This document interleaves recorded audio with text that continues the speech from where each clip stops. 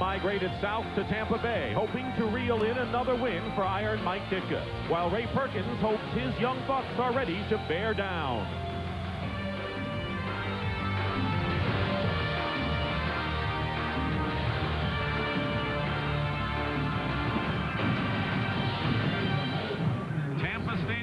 Sold out with Buccaneer and Bear fans this afternoon on a beautiful day as the Chicago Bears, undefeated at 4-0, take on the much improved Tampa Bay Buccaneers.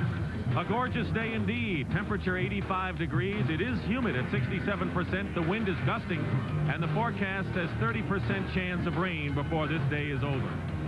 And good afternoon again, everyone. I'm Dick Stockton, along with my partner, Dan Fouts, and a big victory on Monday night for the Bears against the Philadelphia Eagles. And now, 6 days later, they got to go against another team, the Tampa Bay Buccaneers. What's the mindset of the Bears coming in? Well, it is a short week, Dick, and Mike Ditka told us that he didn't feel his ball club got on track until Friday. That was a very emotional, a very physical game against the Eagles, and he's a little concerned that the Bears will have a little bit of a letdown. But one thing about Mike Ditka that makes him probably the best coach in the NFL is he wins games within his division. He's beaten these Bucks 12 in a row. He really takes it out on the poorer clubs in the league, although Tampa Bay, as we said, is improved. Down here especially, they almost beat the 49ers. They did beat the New Orleans Saints, and what must they do to upset the Bears today? Well, Ray Perkins has come under a little bit of heat from the media and his quarterback, Vinny Testaverde, for not opening up his offense.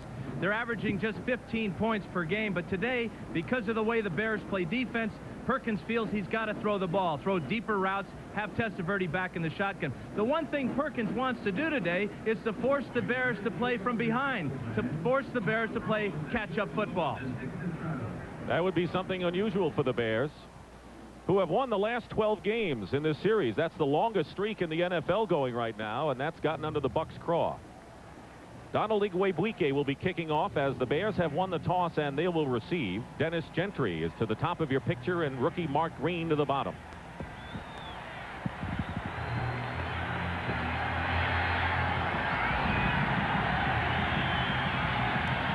Tampa in white and the Bears wearing the navy blue uniforms for the first time ever here in Tampa Stadium. And it'll be Gentry running it out from the end zone. And he gets just to beyond the 20-yard line where Sam Ano makes the stop. Mike Tomczak, who engineered the victory against the Philadelphia Eagles with precision. Pass for 266 yards against the Eagles, and his offense. An experienced offensive line. Jim Covert, Mark Bortz, Jay Hilgenberg, Tom Thayer, and Keith Van Horn. James Thornton, the tight end. Neil Anderson returns to Florida. He played college ball here. Matt Suey is at fullback. Dennis McKinnon and Ron Morris, the wide receivers, and the others on nickel situations. And now Brad Musker, who is not scheduled to start, is in the backfield on first down.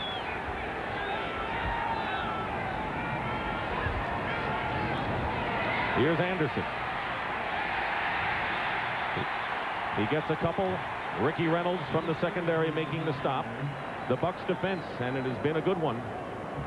Up front, Reuben Davis, Sean Lee in place of the injured Kurt Jarvis and Robert Goff, the linebackers, and they have been the stars. Kevin Murphy, Eugene Marv, Irvin Randall, and Winston Moss.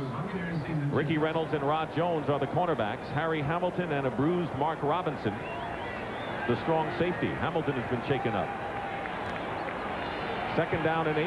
Cap Bozo is the tight end here.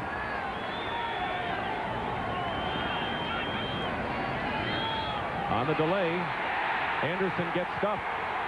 Reuben Davis, and a loss of a yard or so. That's the first big play for the Buck defense, and as you mentioned, Dick, they have played extremely well, especially their linebackers. They are a mobile group. They're big, they're strong, they get to the ball, and they play a conservative type of defense with some real subtle changes up front. You just saw one right there where they worked the type of a game to get Reuben Davis free to make that tackle. Now the Bears bring in Gentry and Wendell Davis, 4 wide receivers on 3rd and 11.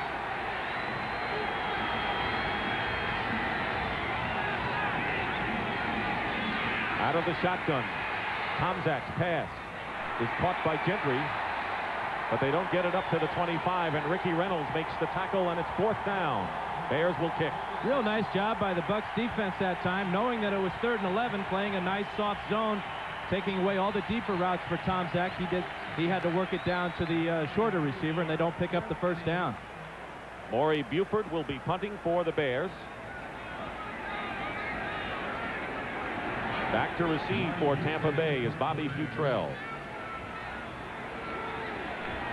The Bucks, the youngest team in the National Football League, trailing the Bears by 2 games coming into this contest.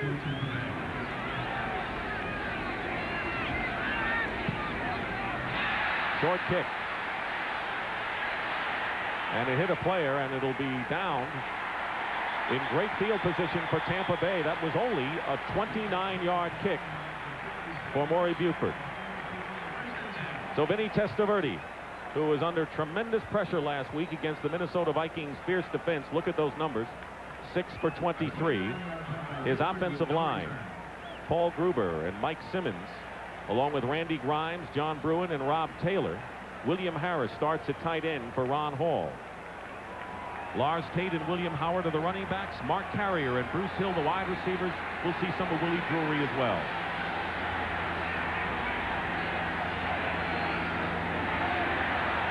Vinny to throw on first down, and the pass is complete. It was caught by William Howard, and making the tackle is Jim Morrissey. The Bears defense: Trace Armstrong, Steve McMichael, William Perry, and Richard Dent. They're going to miss Dan Hampton. Ron Rivera, Mike Singletary, and Jim Morrissey are the starting linebackers. Lemuel Stinson and Bestie Jackson are the cornerbacks. Sean Gale and Dave Durson the safeties, with Tate and Lynch available in nickel situations. There's Singletary, tough against the run. 2nd and 8. Wide open, up the middle. Bruce Hill, and a first down into Bear territory, and a gain of 16. Stinson makes the stop.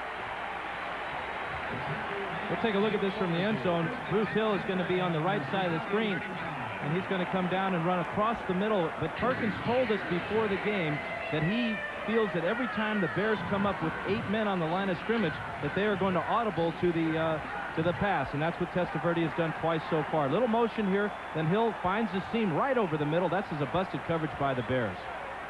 So it's a first down on the Bear 35.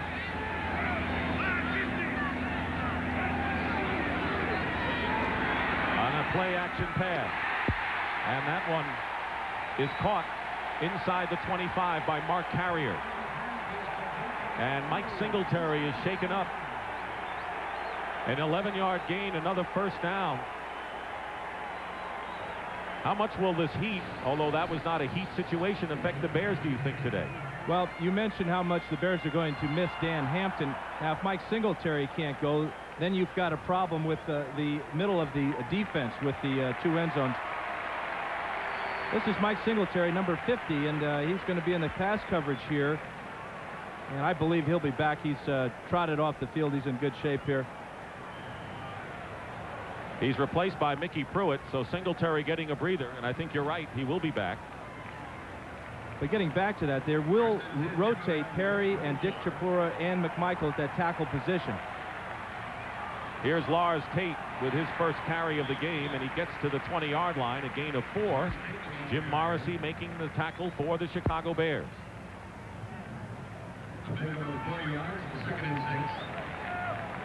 Well, no sooner did he just get a breather than he's back in there. Mike Singletary back in the lineup, and that really is good news for Bear fans because he really sets the tempo for this defense. And you mentioned Hampton. His leadership is going to be missed, and a lot of times he's double-teamed because of his inside rushing ability. 2nd down and 6 at the 20 for Tampa Bay.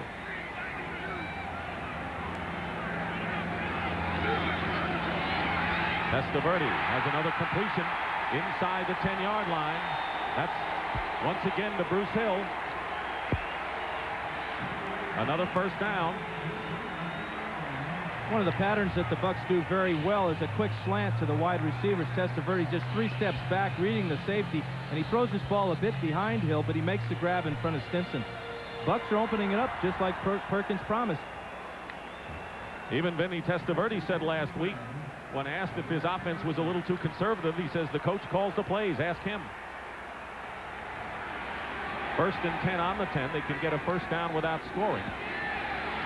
Plenty of time for Testaverde. And his pass is caught for the touchdown by Mark Carrier. It was intended for Lars Tate, deflected off of Tate, and a touchdown for Tampa Bay. Well, take a look at Mark Carrier in the end zone here. He is a recipient of quite a gift here, number 88. Tate is number 34. He runs into the flat pattern here, and the ball deflects off his hands and heads up Mark Carrier for the touchdown. Talk about a gift. There was a big one, and for Carrier, his second touchdown reception of the year. Against the 49ers earlier this year, he made a big reception on a deflected pass that set him up for their go-ahead touchdown at that time in the fourth quarter. So he's an alert fella. And he has become the leading receiver on this team and Testaverde's favorite target. Now Donald Igwebuike for the extra point. And the Tampa Bay Buccaneers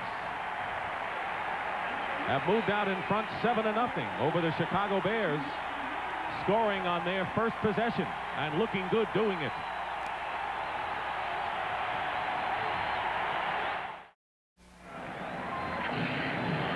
The Tampa Bay Buccaneers have stunned the Bears with a 7-0 lead. Mark Carrier, an 11-yard touchdown reception.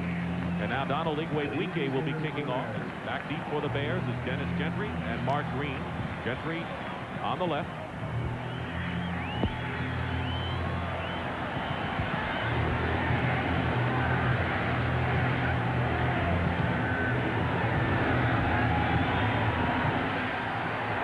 Over toward Gentry's side, and this will sail into the end zone for a touchback. Let's take a look at this lucky bounce for the Buccaneers here. Testaverde, you'll notice, has absolutely perfect protection as he's deep in the pocket here, but he throws the ball a little bit too high for Lars Tate as he's working against Morrissey, number 51. Now, what I want you to notice is how Carrier gets his hands under this ball and then bounces it up to himself to make it clear to the officials that he had it before it hit the ground, and it is a touchdown. Good alert play by Mark Carrier. Penalty marker was thrown and then picked up, so the Bears start from the 20-yard line. Mike Ditka told you that the team didn't really have it together till Friday, kind of late in the week, isn't it? Yeah, it is, and a short punt, 29-yard punt from Maury Buford doesn't help the cause any either. First and 10 on the 20. They send Bozo way out to the left. And the pass up the middle, knocked down. It was intended for Muster out of the backfield, and Eugene Marv was defending on the play. Eugene Marvin is going to be defending on a lot of plays today. He's really the Mike Singletary of this Tampa Bay defense. But Mike Tomczak, talking to him yesterday, you get such a good feeling talking to him about how he's playing. He's a confident young guy, and I really believe he feels very fortunate to be the starting quarterback for the Chicago Bears. They have a tremendous history of great quarterbacks. And they're not depending on him to win the games. Great supporting cast. First down. Make it 2nd and 10 on the 20. Tomczak with time. And the pass is caught. Complete out of bounds. It was Gentry, and that'll be close and good enough for a Bear first down. 13 yards. Rod Jones on the stop. We'll notice that Tomczak is getting pretty good pass protection as well. You said he had time, Dick, and he has all day to throw. He comes to about his 4th choice on this pass. This is the deep comeback by Gentry on the outside against Rod Jones, and this is a first down. Nearly 5 minutes elapsed in the first quarter. 7-0 in favor of Tampa Bay. Trying to break a 12-game losing streak for the Bears.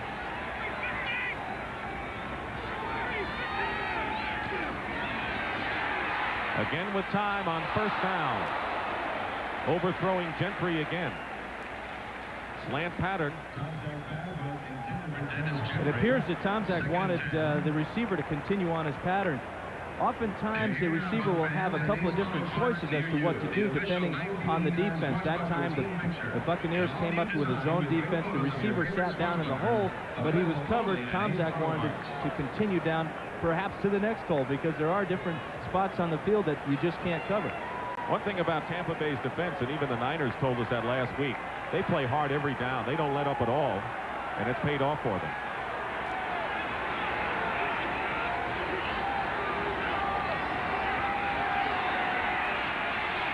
Swing pass to Muster. Brad Muster stopped at the 36-yard line, about 7 yards shy of a first down. Irvin Randall making the tackle. Muster was not expected to play. He's been out with a back injury. Matsui was scheduled to go, but here he is. Muster has played every down thus far. And this is one of the things that Muster does probably better than a lot of fullbacks in the league. He's got great hands, catches the ball well out of the backfield. He might even be a tight end one day. He's got that type of size. He might even be better as a tight end. 3rd down and 7. Butrell and Elder are extra backs for Tampa Bay.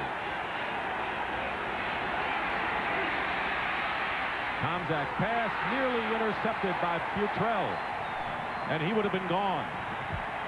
Pass was intended for Dennis McKinnon, and it's 4th down.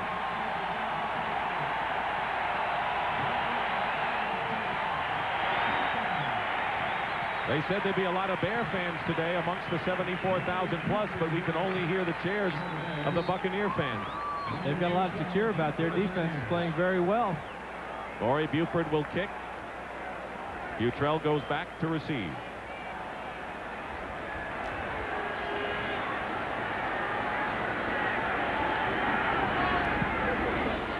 Better kick this time from Buford.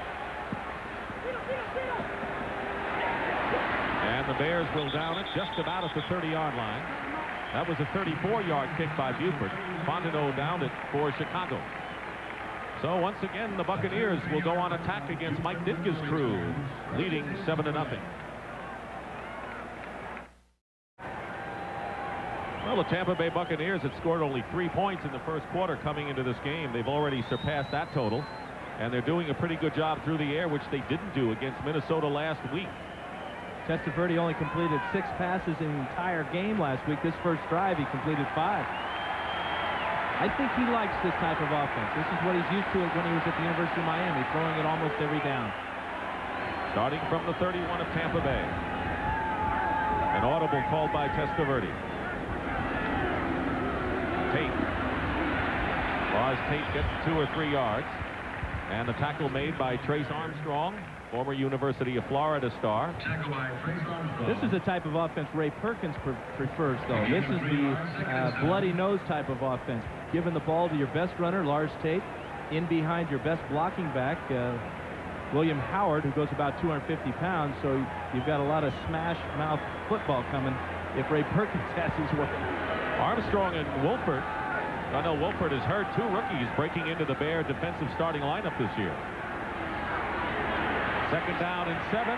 Pass is caught, and that'll be the tight end, William Harris. Sean Gale makes the stop. So Harris, a big burly tight end, makes the catch, and it's close and good enough for a first down for the Bucs. Number 86, William Harris, is on the left side of our screen here. This is the down and out pattern working against Sean Gale, man to man. Fine throw by Testaverde, put it right on the receiver. And here's a good matchup we'll see all day long. Paul Gruber, number 74, working against Richard Dent, and Gruber gets the best of Dent on this one. Tampa Bay first down on the 42. Play fake going up top. Hill. Bruce Hill to the 15 of Chicago, and a gain of 41. Lemuel Stinson made the tackle. The Bucs felt that if they were going to go deep, that they could go deep against Lemuel Stinson. Here is Mark Hill, or Bruce Hill rather, getting deep against Stinson on a double move type of play. And again, Testaverde is throwing very well. That ball is right on the money. Vinny Testaverde is a perfect 7 for 7 on the day, and a big catch, 41-yard gain, and it's 1st and 10 on the 17th.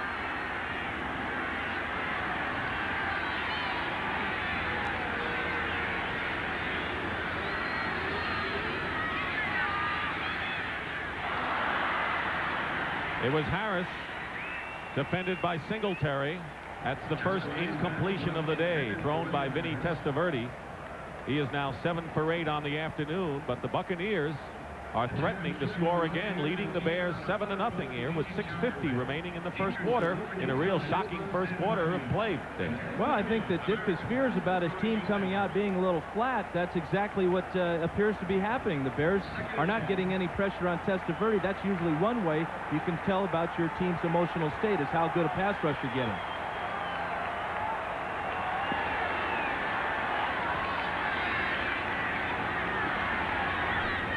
The Bears don't blitz. Lars Tate inside the 15-yard line. William Perry makes the tackle. It's going to be an interesting day for William Perry today, who's going at 300, I don't know how many pounds, but playing in the heat and having to play a lot as another Chicago Bear lineman is down.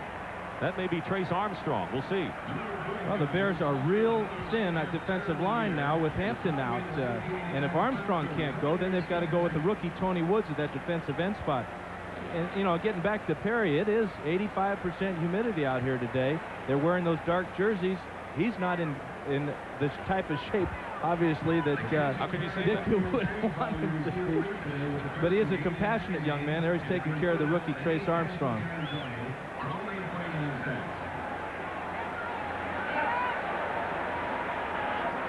Armstrong is second in from the left here, number 93. We'll check out how he gets injured.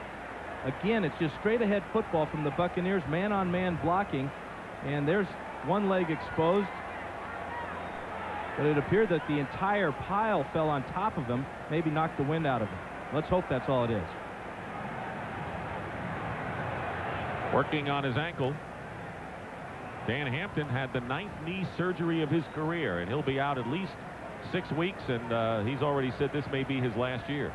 And what the Bears miss when Hampton out of there is tremendous leadership. He's the guy that, along with Singletary and Duerson, hold that football team together. He kind of is in charge of that defensive line, and this is a rough sign seeing Armstrong being helped off the field here. But I'm not sure that Perry should be helping him. He's got enough work ahead of him today without having to carry a guy 260 pounds off the field. Extra lifting for Perry. John Roper, a rookie linebacker who was impressive against the Eagles as a pass rusher on the side opposite Richard Dent out of Texas A&M, has come in to replace Armstrong, and Dick Shapura is also in there replacing Perry. Well, maybe that's why Perry helped him off the field to get a breather. He knew he was coming out. Willie Drury is the third wide receiver for the Buccaneers. 3rd down and 6. James Wilder, the running back, on the 13. Testaverde to the 5. He's got a first down and almost gets into the end zone. Stinson stopped him. It'll be 1st and goal at the 1, a gain of 12. This is the first good pressure from the Bear defense. They come with the blitz here. Roper on the outside and Dent with a loop into the middle. But look at how the defensive backs for the Bears are nowhere to be seen because they're in man coverage. And now Testaverde shows us his strength, almost stretching to get in that end zone. It is 1st and goal, and the Bucs will go with 3 tight ends. Jackie Walker, Harris, and Ron Hall. And the first back through, and he may not have made it, is William Howard, the fullback. And now he said he crossed the plane, and it's a touchdown for Tampa Bay.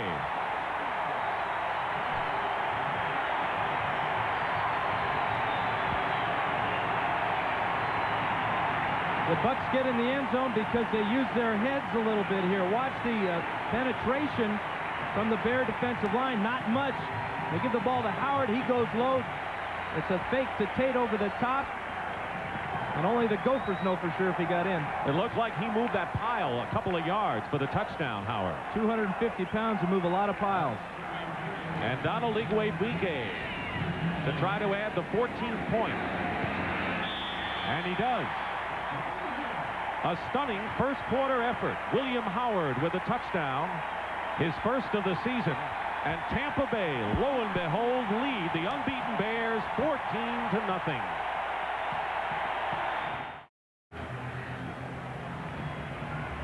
The Buccaneers lead the Bears 14-0 with 5:24 remaining in the first quarter. The scoring drive, 69 yards, and the big play was the 41-yard pass to Bruce Hill from Vinny Testaverde. And Trace Armstrong is headed for the locker room. The kickoff. It'll be Mark Green. And Green is hit hard at the 17-yard line by Pete Najarian, who just added to the roster this week. Next Saturday, college football action on CBS. LSU Tigers go to Auburn, ranked number 11. A couple of great quarterbacks. LSU all SEC quarterback Tommy Hudson and Reggie Slack. Boy, is he fun to watch. That's next Saturday. Yep, from Auburn, 2:30 Eastern on CBS Sports. SEC battle. Here's a Southeastern Conference coach who came from Alabama, Ray Perkins. First down on the 17.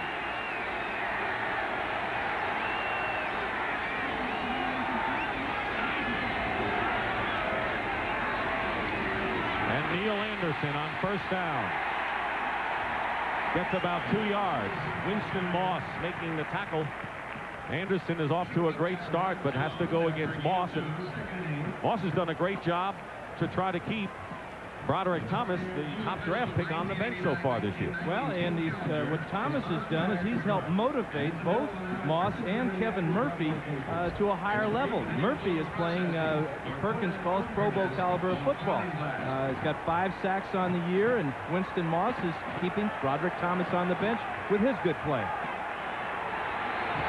On the 18-yard line, 19 make it.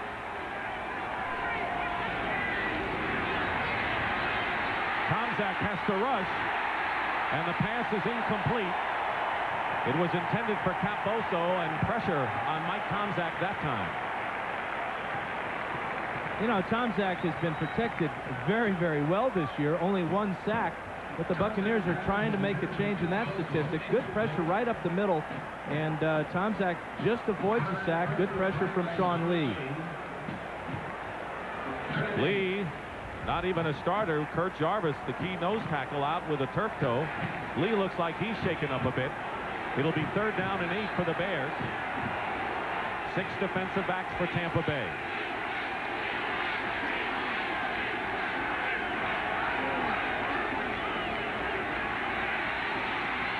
Tomczak has McKinnon.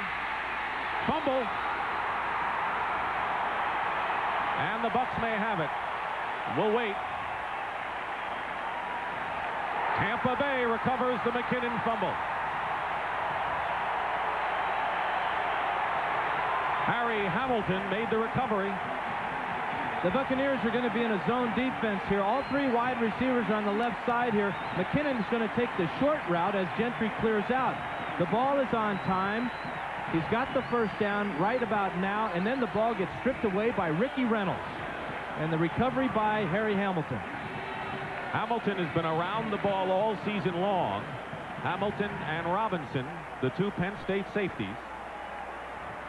And Ricky Reynolds had an outstanding afternoon against the 49ers, picking off 2 of Joe Montana's passes. So the Buck defense is just setting up the Buck offense in great field position. Mike Ditka's temperatures got to be rising in the heat here in Tampa. The last time they scored on their first 2 possessions 2 years ago against the Bears, and Chicago came back to win. Meanwhile, it's a first down on the Bear 36.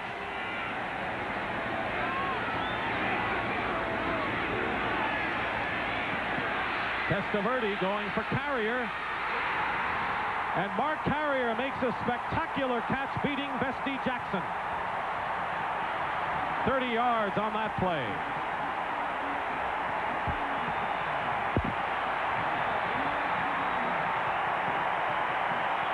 Carrier is in motion, and he's got single coverage with Bestie Jackson. Again, you just can't give the offensive line enough credit here, as Testaverde really takes a chance with this pass. Great coverage by Jackson, but outstanding adjustment to the ball by Mark Carrier. Already has caught 3 passes, including a touchdown. And it's 1st and goal at the Bears 6.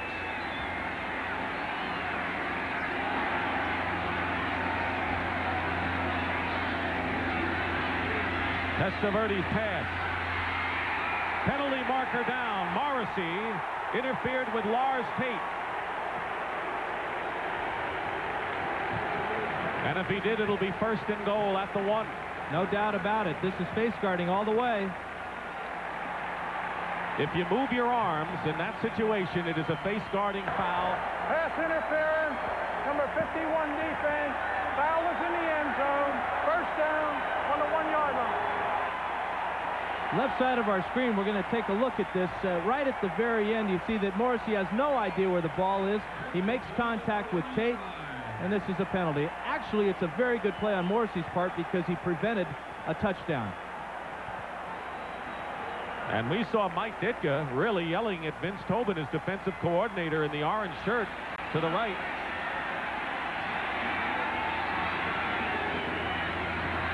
William Howard. No signal yet. And it appears that Howard was stopped short of the goal line, and that will bring up 2nd and goal.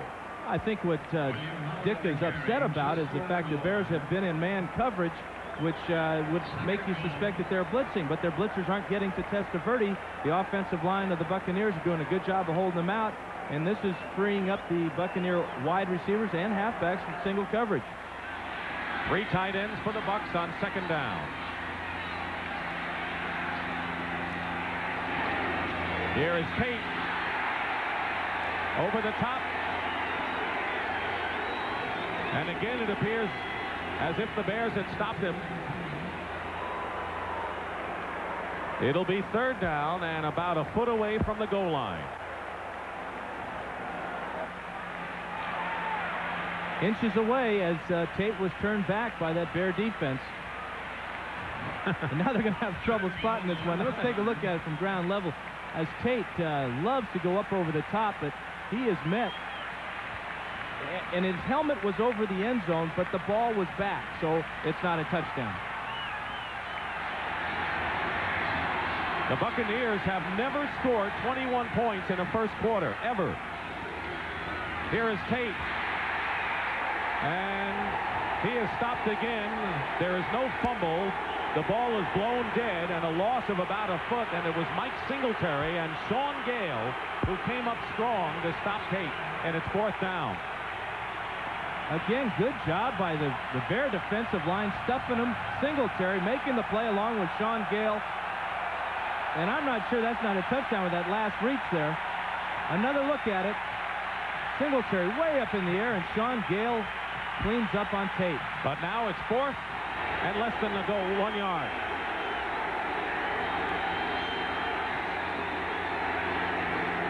Howard, he's not going to make it. The Bears stop him. Richard Dent. And a terrific goal line stand by the Chicago Bears, who take over now on downs. This is outstanding defense. 4 plays from the 1-yard line, and they don't make an inch. Howard gets stuffed by everybody. We said Dent, but you're right. It was everybody. Right up the middle. Howard never gets a chance to get airborne because the offensive line of the Buccaneers was pushed back so far by the Bear front wall. A phenomenal effort by the Bears defense. Vince Tobin, their defensive coordinator. That'll take some heat off Tobin from Ditka. He had to be patting him on the back after that goal line stand. That's unbelievable. Here you are, 1st down and goal on the 1-yard line. You try Howard twice, you try Tate twice over the top, and they don't make it. And if you're the Buccaneers going against the Bears, you need all the points you can get. Well, I thought that statistic about that 21 points in the first quarter was just about over. Not so. Bears ball on their 1.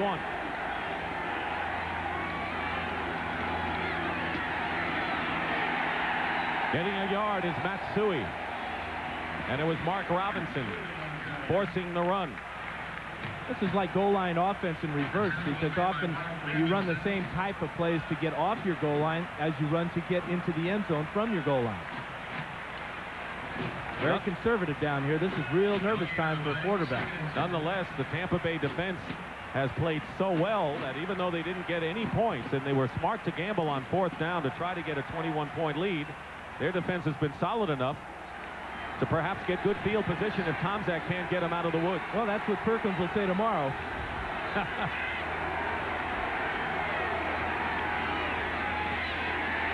play-action pass. Intended for Wendell Davis. Ricky Reynolds was covering him on the high pass, and that will bring up 3rd and 9. And those two fellows we talked about for the Bucks on defense, Winston Moss and Kevin Murphy, were putting the heat on Tomczak and not allowing him the time to complete that one. We have less than a minute to go in the first quarter. Tampa Bay leads 14-0 and have outgained the Bears to a fairly well, 152 to 38 yards in total offense.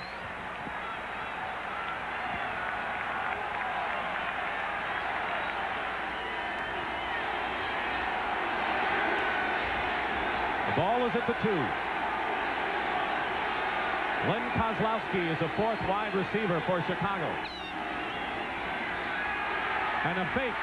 Tomczak in trouble.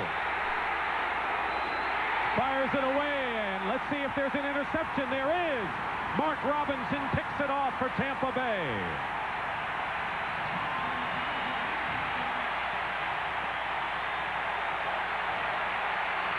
Dennis McKinnon was the intended receiver, and another big turnover for the Buccaneers. Well, let's take a look at it at the end here, see if the interception is made by Robinson. Number 30 sliding in, and I'm not so sure if he was in bounds or not. They may review that one. I'm not so sure it was a legal pass because Tomczak rolled out, was across the line of scrimmage, and then went back the other way and made the throw.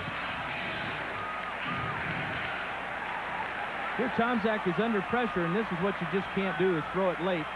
There's Robinson with one knee out of bounds. That's not an interception. They are looking at the tape replay. Robinson has had a terrific year with 3 interceptions. This would be the 4th. Tom Kelleher is the replay official. Bob Best, the communicator, and Art McNally, the supervisor of officials. So it's going to stick. First down on the 14 of the Bears.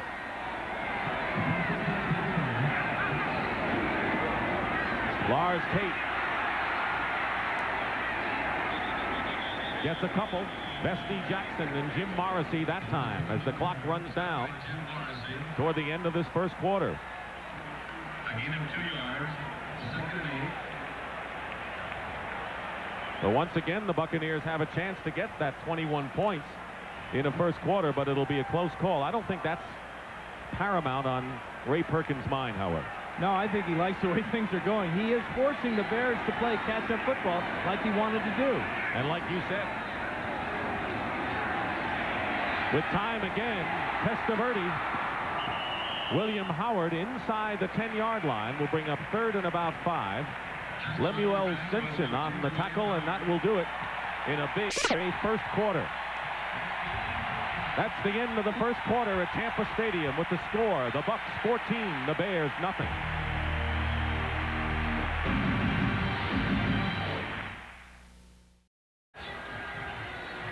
We're back here at Tampa Stadium for the start of the second quarter. This is Dick Stockton and Dan Fouts with the Buccaneers leading 14-0.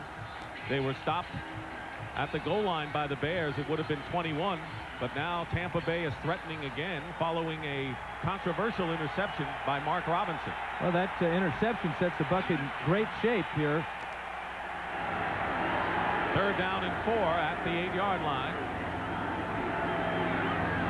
James Wilder is in the game.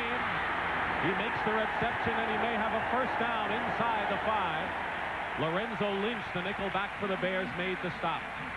Let's see where they mark it. It is a Tampa Bay first down. I'm sure the Bears are wondering, who is this ball club we're playing out here today, because they study films of their last 3 opponents, and the Bucs have never thrown the ball or has been as wide open as they are today. Perkins felt that because of the way the Bears pressed the defensive line with 8 men up all the time, that he had to open up his offense, and he's having a tremendous amount of success with it. First and goal at the 3.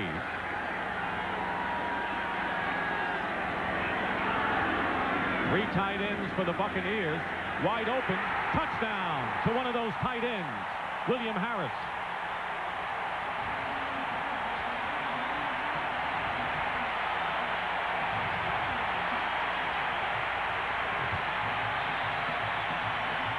Well, the Bucs were stopped when they tried to just run the blast play. Here they go with the play-action pass, faking the blast to Tate. There's number 86, William Harris, sneaking behind Rivera for the touchdown. Watch the fake up the middle. This freezes the linebackers and gets Harris behind Rivera deep in the end zone. Donald Igwebuike with Chris Moore, the punter, holding. And the kick is good. I guess the fans and the team, as the penalty marker is thrown, are going to enjoy this wide open offense. Here is Bob McElwee with the penalty marker. It is against the Bears. Offside, number 23 defense. Point is good. 5 yards on the kickoff. Sean Gale commits the penalty, and Mike Ditka's team is seeing his world crumble around him. Early in the second quarter. They call the man Montana. Mighty Joe turbocharges the Niners against the Saints. A Superdome shootout today. For induction into the National Football League Hall of Fame, Mike Ditka. This is it, the Pro Football Hall of Fame. To be selected is the greatest honor of my life. To join men like George Halas. And because of him, I started my career as a Chicago Bear. And I'm with the Bears again. And the game I loved as a player is still in my blood as a coach. The will to win, the fire competition. They're all part of the stories that are here for you at the Pro Football Hall of Fame. And when you see Mike Ditka, remember that in life, just as in football, there's a lot more to winning than just wanting to. See, you have to prove yourself every day, to always give your best. You really never lose until you stop trying. They're all here. The records, the films, the stories at the Pro Football Hall of Fame in Canton, Ohio. Don't miss it. This message furnished by the National Football League. CBS Sports coverage of the National Football League is sponsored by the new generation of Oldsmobile. Step into the future now at your Oldsmobile dealer. Dean Witter. Dean Witter measures success one investor at a time. And by Miller Lite, official sponsor of the NFL Player of the Year Award. Miller Lite brings you the NFL's best. We're back at Tampa Stadium, and a sellout throng of over 74,000 in the heat has seen the Buccaneers shock the Bears, leading 21-0. And William Harris, who caught the touchdown pass from Vinny Testaverde, who has completed 12 of 13 so far, in a dramatic turnabout from a week ago. Oh, the pressure last week against the Vikings, with the Vikings defensive line of Millard and Dolman, gave the Buccaneers all kinds of problems. They didn't expect that same type of pressure from the Bears with Hampton out. Igwebuike will be kicking off for the Bucs. Dennis Gentry and Mark Green are back. The kick is heading for Gentry at the 5. And Gentry is down at the 26-yard line by Don Smith. That looked to us as a controversial interception by Mark Robinson that set up the last score here. Well, let's take a look at it one more time. Now, I was always told that you had to have possession of the ball and 2 feet down. There's number 30 coming over there to put the coverage on McKinnon. There's the dive, but he slides out of bounds before he gets even one knee down. And as John Madden says, 1 knee equals 2 feet. But, John, that wasn't even a knee. It was a thigh. First down at the 27. The deepest starting position for the Bears all day. Tomczak has Camposo or Thornton. James Thornton at the 30-yard line. And he doesn't get much after the catch. Irvin Randall on the stop and a pickup of only a couple. It took a whole bunch of Tampa Bay players, though, to get him down. That's the man they call RoboCop. And Ditka told us yesterday he's really pleased with the way Thornton is improving as a runner with the ball after the catch. His run and after the catch last week against the Eagles to get in the end zone was a real eye-opener for Thornton. He could see that with a little bit of extra effort, big things can happen. Those 5 catches were a career high for him. 2nd and 6 at the 31.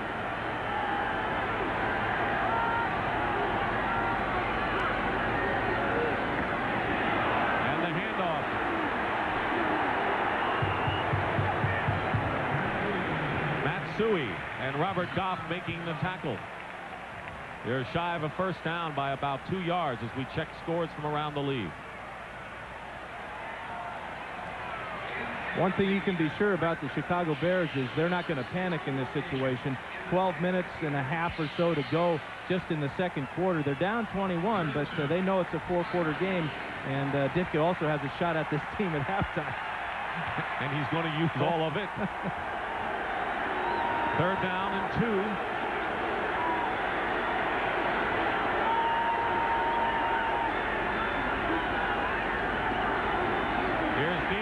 And he stopped short. A loss of a yard. And it was Robert Goff. What do they call him? Well, his nickname's the Pig, but I'd never call him that. His older brothers did when he was a youngster. And he got right down in the old pigsty that time and made the tackle. The Bears, with Neil Anderson and company, have managed only 5 yards on the ground. And it's 4th down, and Maury Buford will kick it away. Bobby Futrell goes deep for the Buccaneers. And their defense has been airtight thus far.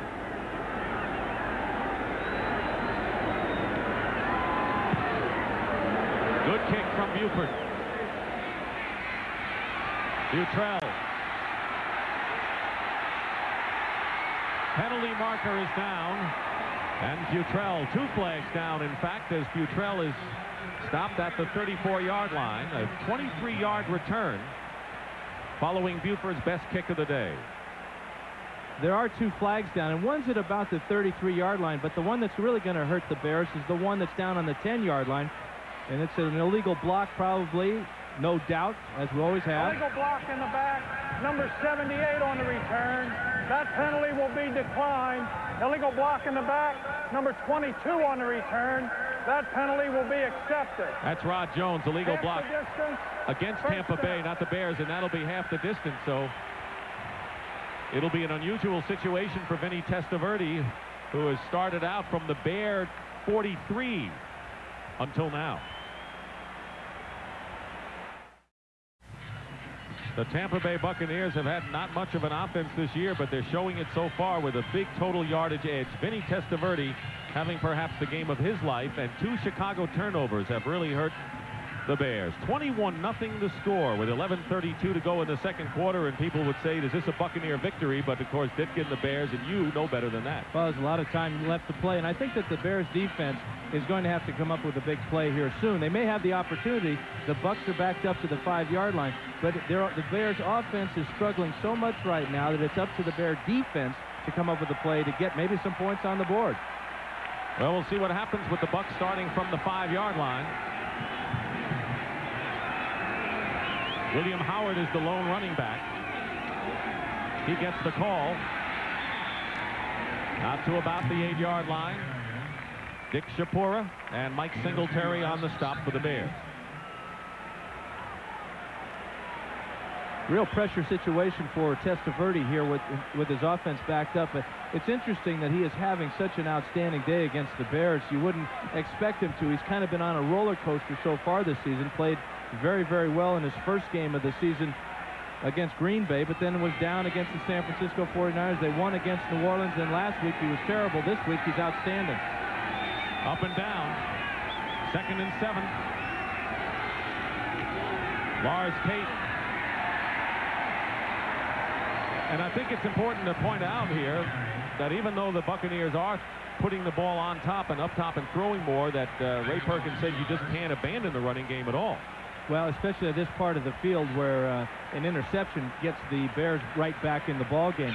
I remember playing with the Chargers one January evening when we went up 24-0 on the Miami Dolphins in that playoff game, and we were feeling pretty good about ourselves. Somebody forgot to tell us that we still had 3 quarters of the game to play. Game ran a little too long for you. Yeah, we had 4 quarters to play. We were all in the first quarter. Don Smith and James Wilder are in for the Buccaneers. Pass is caught. Will he be enough for the first down to Bruce Hill? Mike Singletary on the tackle. And it appears to be another Tampa Bay first down as they get out of trouble that time. Bruce Hill had a miserable day last week against the Vikings. In fact, he's had a rough start this year. Last year, he and Carrier combined to form one of the better pass-catching duos in the league statistically. He's having an outstanding first half. He has caught 4 passes for 73 yards, 41 of them on the big play of the day. First in for the Bucs on their 16. Double tight end with James Wilder in the backfield for the Bucs.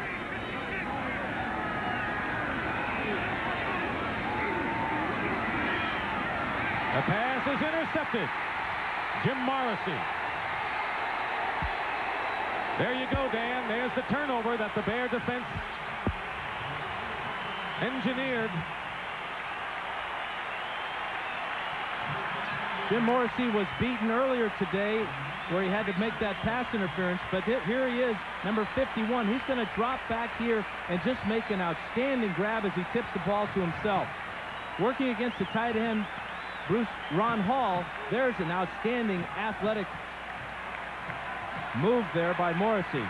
James Wilder was the intended receiver.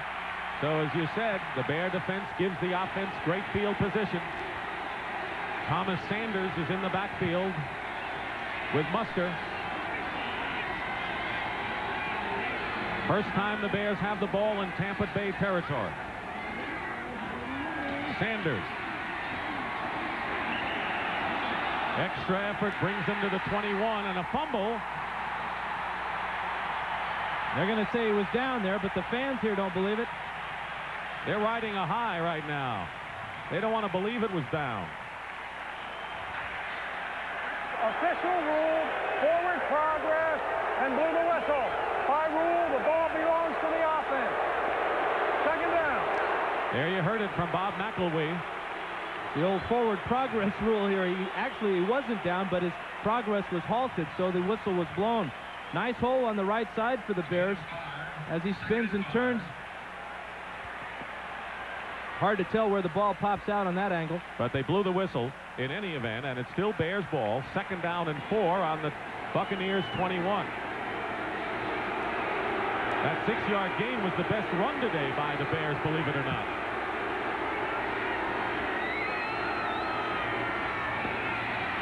Tomczak.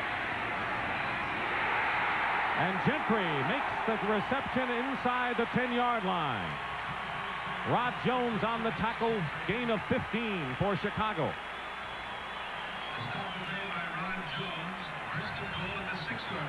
And you can see Gentry urging his team on. They're trailing 21-0 here with 8:11 remaining in the first half as the Buccaneers have stung the Bears badly thus far. Tampa Stadium the scene. Dick Stockton and Dan Fouts. The undefeated Bears trail. But they're trying to get back in the game on a 1st and goal here at the 6.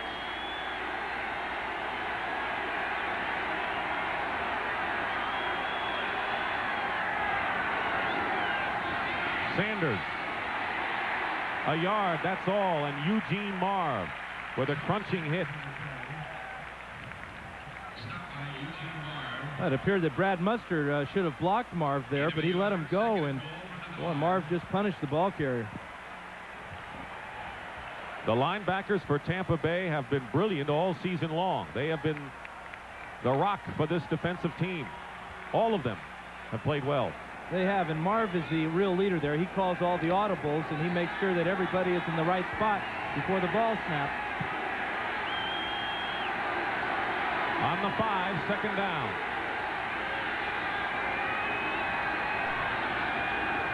Tomczak trying to go to his tight end. Capozzo incomplete. Mark Robinson defending. That'll bring up a 3rd and goal. Well, let's take a look at Mark Robinson, number 30, making this play against Bozo. As this ball is well thrown, but because of the tight coverage by Hamilton, it had to be thrown out too far for Bozo to make the reception. Off to a great start. Mark Robinson, he has an interception already in this game. And that ties him with his buddy there in the secondary, Harry Hamilton, with 4 that leads the NFL. So they're making a lot of turnovers. Neil Anderson is back in there with 4 wide receivers. Handoff to Anderson. And Anderson gets in for the Bears touchdown.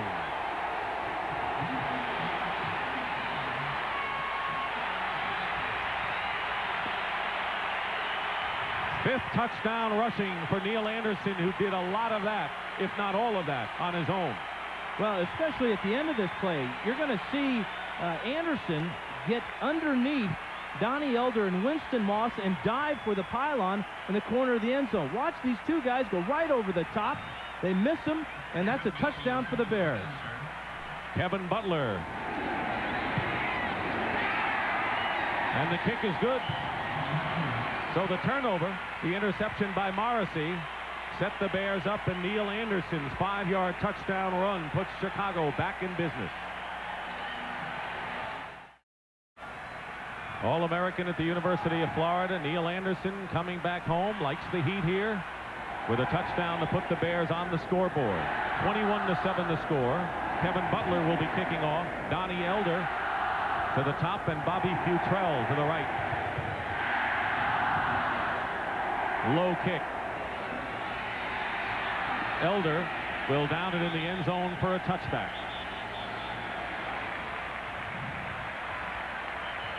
Neil Anderson gets a great block here from Tom Thayer. He's going to come out and knock down Mark Robinson at the beginning of this play. The Bucs are in their zone, in their nickel defense, because the Bears are in there with 4 wide receivers. This is just a sweep play to Neil Anderson as he goes to the right side. Here's the block by Thayer on Robinson. And now watch Anderson just duck his shoulder and get underneath Bobby Futrell and Donnie Elder. The shaken up player is Mickey Pruitt, who came in for one play when Mike Singletary was shaken up earlier in the first quarter. The scoring drive, and not a long one. It was after Morrissey's interception, 27 yards, but a big one for the Bears, who were stymied offensively to that point. But Mike Ditka's crew trailing only 21-7 and a lot of time remaining. 6:46 to go in the second quarter.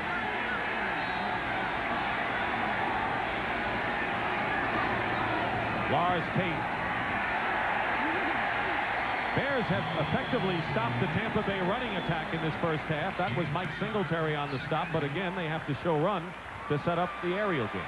Well, but that's not how they started this ball game. That's not how they built up this 21-point lead. They built it by being anything but conservative. They built it by Testaverde throwing all those passes on first down. One thing they've got to do is to gain more than 2 or 3 yards on first down, or the pressure of the Bear defense is going to get to them sooner or later. Ray Perkins using this game as a gauge as to how far his Buccaneers have come, playing one of the top teams.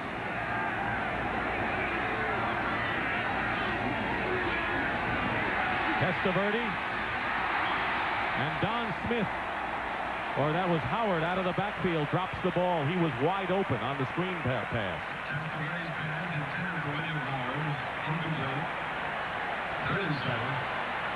Third down and 7 for Tampa Bay. The Giants continue to lead Philadelphia. Pittsburgh with a 7-6 lead over Cincinnati. Miami surprising Cleveland at Joe Robbie Stadium, and Minnesota over Detroit 10-7. Dallas a surprising leader over Green Bay in the second quarter. Big game between the Bills and the Colts, and New England over Houston. There's another shocker. Third down and 7.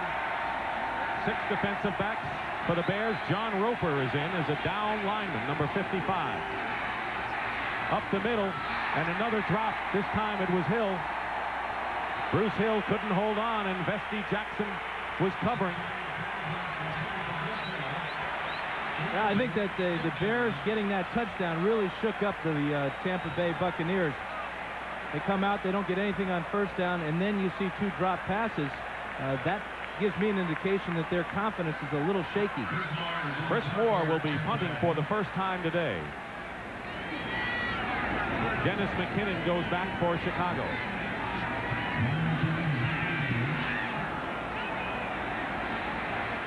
McKinnon.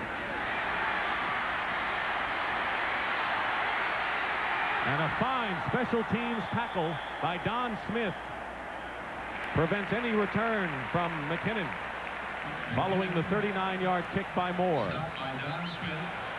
So the Bears defense starts again.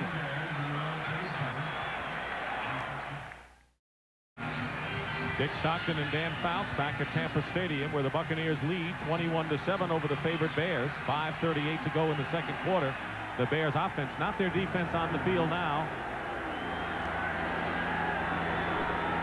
Trying to cut in again to the Tampa Bay lead. Tomczak with time on first down, and McKinnon had it and lost it.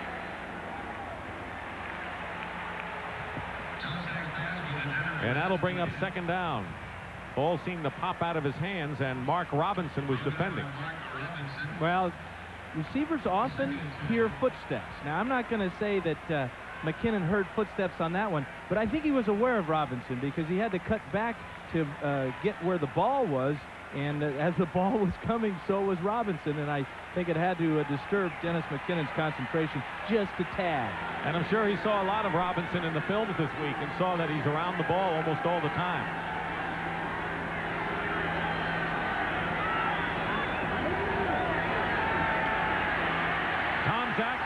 Sack. Fumble. Tampa Bay has it. Reuben Davis makes the recovery. And the third Chicago turnover of this game.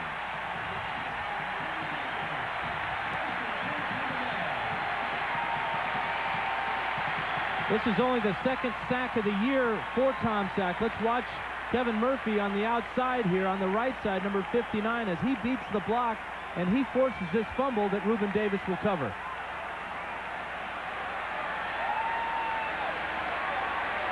Part of the all-pro year that Kevin Murphy's having. There's the man who recovered it, but it was Murphy who got through. And a first down for Tampa Bay on the Bears' 28.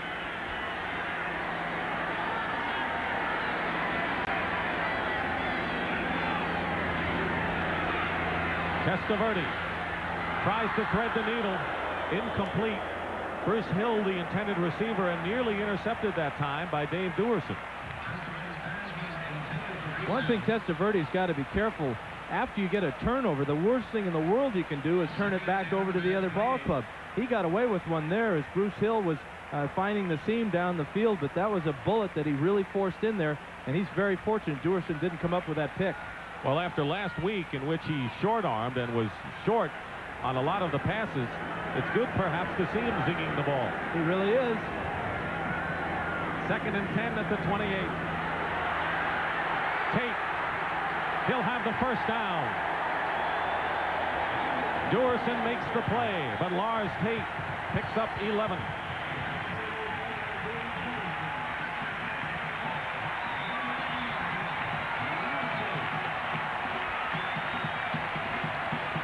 One of the more muscular running backs that we have seen, and not because he lifts weight so much. Well, he does push-ups, and we asked him how many push-ups do you think he can do at one time. I was figuring he would say 50, maybe 70, 105 without stopping. That's how he gets those guns. I believe him. First down, Bucks on the Bears 17.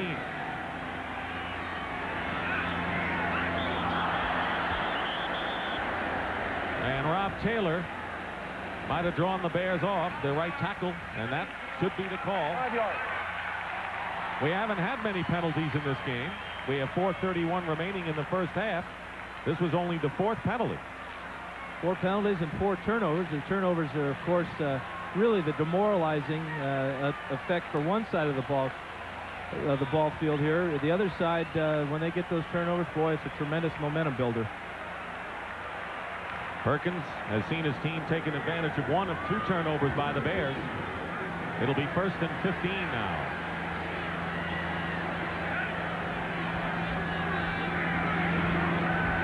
Testaverde up the middle, tipped, and again nearly intercepted. William Harris, the tight end, was the intended receiver. Mike Singletary got his hand on the ball, and Vesti Jackson nearly picked it off. Actually, I think it's Jim Morrissey who gets the first deflection on it. Number 51 is working against William Harris right down the middle of the field, and Testaverde is going to the right man here. It's just, well, it was Mike Singletary, Dick. You were absolutely right. And Bestie Jackson, he's probably kicking himself as much as I am for not making that interception. Well, Morrissey had an interception already in this game. But good drops by the Bear linebackers are getting back deep to make those plays. Bucks have been fortunate. Second down. The pass. Drill. Touchdown. Bruce Hill.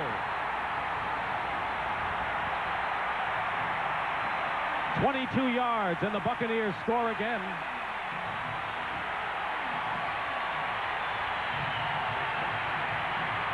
We talked about him short-arming last week. Well, this is a real drill shot here.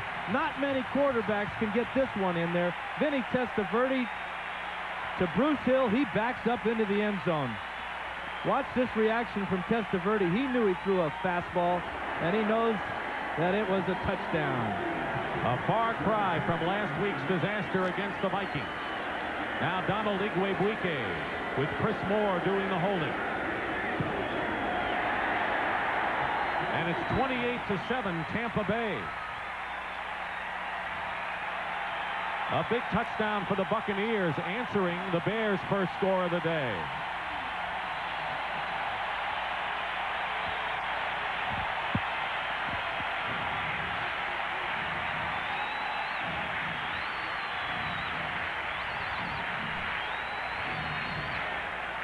You wonder for Mike Ditka if this is going to be one of those days. Well, that's his biggest concern coming into this ball game is, will the Bears have a letdown? They've played three outstanding football teams already this year in Houston, Cleveland, and the LA Rams. But beyond this week, they have, or actually those are the teams they've got to play, Houston, Cleveland, and the Rams in the next 3 weeks. And Ditka knows that ball players are human. They look at that schedule just as much as anybody else, and this is what he feared, a letdown. And don't forget, he had Cincinnati and Philadelphia early in the season. Keep in mind, by the way, that in the last 4 years, Mike Ditka and the Bears have a record of 36-0 against teams that wind up the season under 500. But this team, the Tampa Bay Buccaneers, may not end up under 500 this year. You're right. They are vastly improved. Donald Igwebuike, and there's Mark Green, who's back there along with Dennis Gentry to receive the kick. 3 touchdown passes for Vinny Testaverde here in the first half.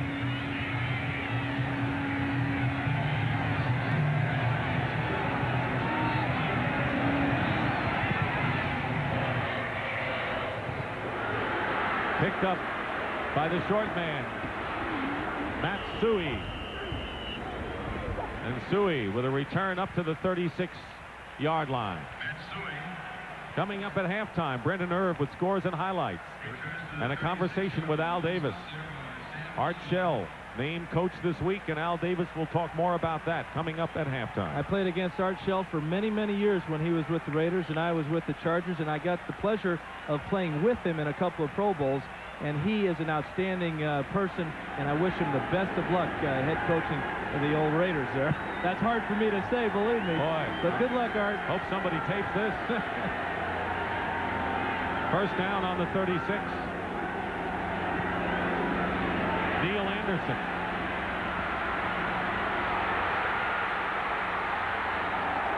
Superb running by Anderson.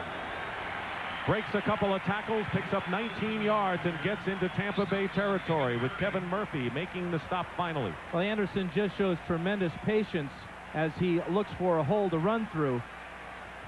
Again, it's a sweep play with the underneath handoffs. They are out in front. There's one little hole, and now he makes one guy miss, and now he's down the sideline, always stretching, making another guy miss. That's Robinson, who doesn't miss many. With a lot of family and friends at this game, he says, I'm glad I only come down here once a year. Yeah, he had to buy about 20 or 30 tickets. First down at the Tampa Bay 45.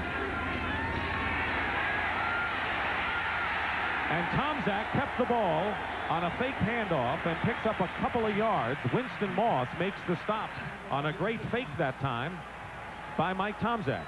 Faked everybody but Winston Moss, and that's Moss's responsibility, is to, as they say, stay at home, play your area on the football field.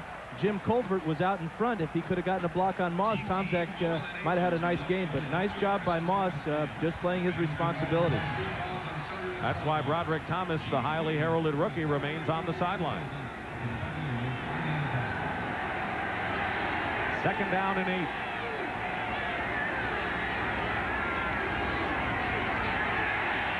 Tomczak completes to Thornton. James Thornton inside the 10-yard line, and a big Bears play. 34 yards with Rod Jones knocking him out of bounds. The Bears talked in preseason about how they wanted to involve their 2 tight ends, Boso and Thornton, in the passing game more. Nice job of releasing off the line of scrimmage by Thornton, and this is a perfect pass by Tomczak right into those big hands. And now watch him get down the field. Ditka said that he brought out some old films of himself running with the ball after a catch to show Thornton how it's done. That's a pretty good example. That's about how it used to get done by Mike Ditka. Ditka invented the run after the catch for tight ends, that's for sure. 1st and goal at the 9 of Tampa Bay. Play fake. Muster. And he gets inside the 5 where Irvin Randall makes the tackle. 2 minutes and 40 seconds remaining in the first half. No timeouts have been used by either team. And both teams are making the big play through the air. Testaverde's having an outstanding first half, and Tomczak starting to rise to the challenge. 28-7, the Buccaneers lead, but the Bears are threatening to cut the lead in half. To 28-14, 2nd and goal at the 4.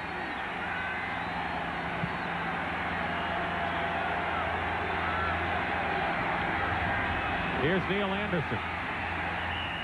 Gets about a yard. Eugene Marv, the inside linebacker. And 2 minutes now remain in the first half, and our 2-minute warning here. It'll be 3rd and goal at the 2 when we come back to Tampa Stadium.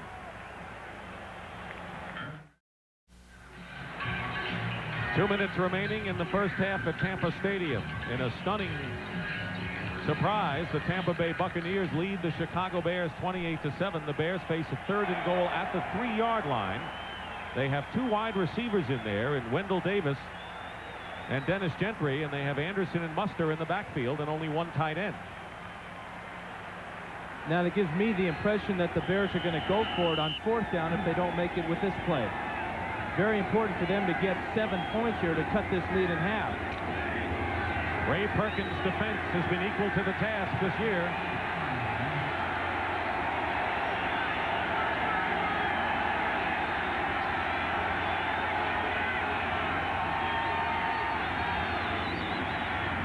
Tomczak on the rollout, the shuffle pass, and Anderson is stopped short of the goal line. Harry Hamilton makes the stop on Anderson and saves the touchdown.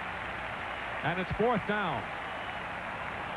We've been talking about these safeties all day long, Harry Hamilton and Mark Robinson. Watch Hamilton come up with a big play here against Neil Anderson as he sneaks out of the backfield. There's the grab, but this is a perfect hit, just stopping him about, a yard from the touchdown. Timeout called by the Bears, their first, and Hamilton and Robinson have starred today in the secondary for the Tampa Bay Buccaneers, but they apparently are going for it as you had thought, on 4th and a yard. Well, they burned a timeout there where they really didn't have to because the ball was out of bounds. But what they're doing right now in this huddle is they're making darn sure that this play that they have called, everybody understands. They will have to have the best execution possible. We've already seen some great goal line stands from the Bear defense. Mike Ditka is not a happy man inside that huddle. There is Greg Landry with the cap on. He is the offensive coordinator who's done a really good job of opening up the Bears offense as well this season. Well, they've scored a lot of points so far. They've really done an outstanding job with their offense, but they've never had to play when they were behind, and this is the first time. And Ray Perkins was very, very prophetic when he said, hey, I want to see how they play when they're behind. Well, they're behind, and let's see how they play on 4th and less than a yard.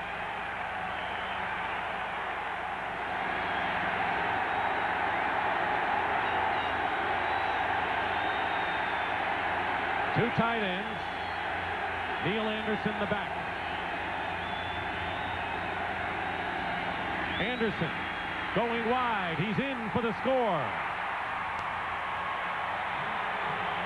On 4th and 1, the Bears score a touchdown to make it 28-13. Neil Anderson with his second touchdown of the game. The Bears brought in extra offensive linemen also. Wojciechowski was in here, and Thayer moved to the left tight end spot. Now Muster is on the left wing there, and this is a lot of power up inside. They fake the ball up the middle, and then Anderson, all that is pure speed to the corner of the end zone for the touchdown. Kevin Butler with Tomczak holding. Buccaneers try to block that one, couldn't, and the kick is good. So Neil Anderson has scored a touchdown, 2 of them today, and it's now a 28-14 Tampa Bay lead.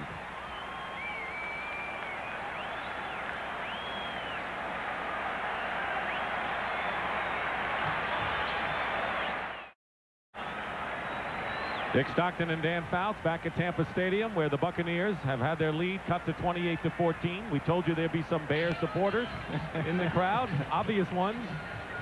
Yes, very obvious, Dick. Thank you for pointing that out. They're in the cheap seats, though. The Hugh Culverhouse says that he has 30,000 great fans here in Tampa. Now, that seems to be a little bit of a slight to all the great fans here of the Buccaneers, but those are the 30,000 that are the season ticket holders here. 74,000 today. Donnie Elder and Bobby Futrell are back. It'll be a touchback. And Tampa Bay will start from the 20-yard line. That'll be interesting to see the play selection that Perkins gives Testaverde here. There is enough time to mount some type of drive. The Bucs have 3 timeouts. Most points the Bucs have ever scored at home in the first half ever. The 28 they have today against the Chicago Bears. And it was interesting that after the Bears had scored their touchdown, it seemed like the Bucs went into a lull. Testaverde was 0 for 4 with an interception at one time, and then all of a sudden started to click, and he hit Bruce Hill with that big 22-yard touchdown strike. Well, the fumble from Tomczak that Reuben Davis picked up really set the Bucs back on the right track, so to speak. Tampa Bay has all 3 of their timeouts remaining.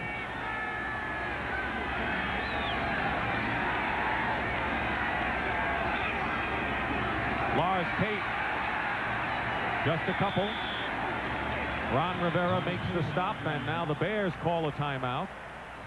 Their second timeout, hoping that they may get their hands on the ball once more in this first half.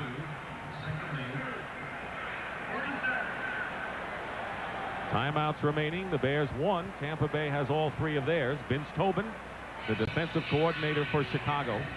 And that's a smart thing for the Bears to do, because that adds more pressure to Ray Perkins and his play calling here.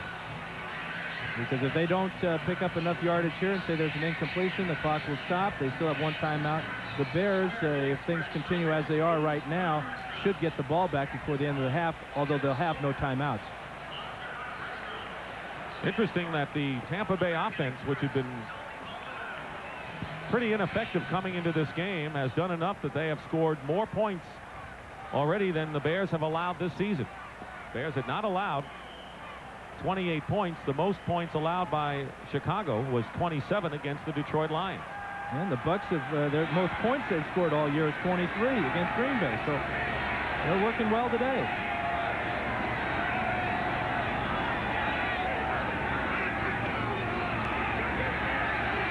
Testaverde completes to Tate, and he's down immediately at the 25 by Lemuel Stinson. And once again, the Bears will call the timeout. That is their 3rd and final timeout of this first half. Once again, Testaverde to the sideline. Rough day for Mike Ditka, and of course he had said that the team didn't really get it all together till Friday. And also at the same time, you mentioned the fact that the emotional victory over the Philadelphia Eagles, no one can stay emotionally high for 16 weeks of the season. Well, and it's a Monday night game, so that adds to it. Plus there's the Buddy Ryan thing with Ditka, so the players are playing extra hard to not embarrass their head coach. But the one great thing about Mike Ditka's ball clubs, as we mentioned, he has an outstanding record against NFC Central teams. He has beaten this ball club 12 in a row, 10 straight over the Detroit Lions, and 8 straight over Green Bay. And he points to the fact of last year that the Minnesota Vikings would have won the Central Division crown if they had beaten the Green Bay Packers twice, something they didn't do. 3rd down and 5 at the 25. John Roper, pass rushing linebacker, number 55, is in on the left side.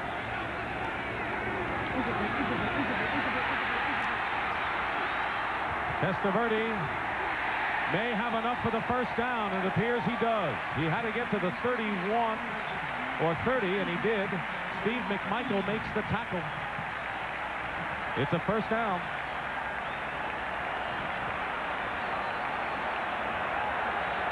Real good pressure from Richard Dent, number 95, working on the outside this time against Gruber.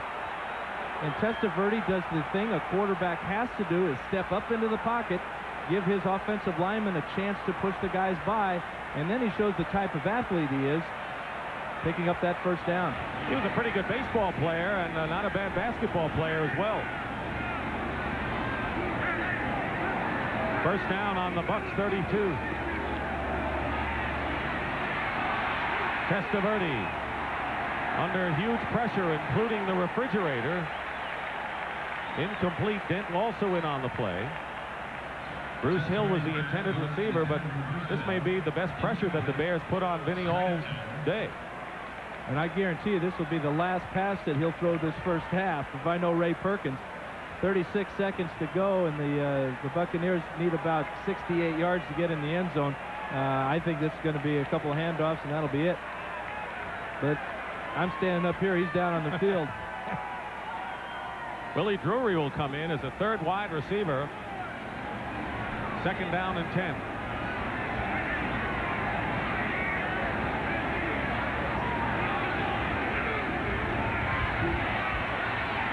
And the pass nearly intercepted. And it was Lorenzo Lynch who nearly picked off the ball. It was intended for Bruce Hill.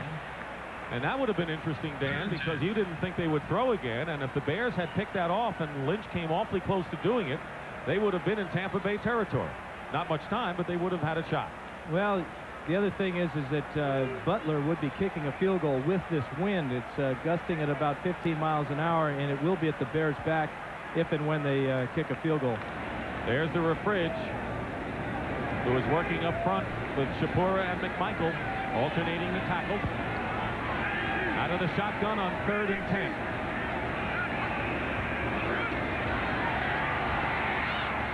Testaverde incomplete. He was going for Mark Carrier, and that'll bring up 4th down with 26 seconds remaining. And that ball was just off the fingertips of Vesty Jackson, so Testaverde is coming close to getting picked off here. Is Mike Ditka wiping his brow because it's hot and humid down there, or it's because his team trails by 2 touchdowns? Maybe both. Well, I think there's only 3 people in this entire stadium that are wearing a tie and a long sleeve shirt. We're 2, he's the other one. Here's Chris Moore, the punt. Mark Green. And the Bucs will down it at the Chicago 40. That kick went over only 28 yards. Odie Harris downed it. 17 seconds remain and no timeouts for Mike Tomczak and the Bears. Trail 28-14. Vinny Testaverde with touchdown passes to Mark Carrier, William Harris, and Bruce Hill. Neil Anderson has scored 2 touchdowns for the Bears.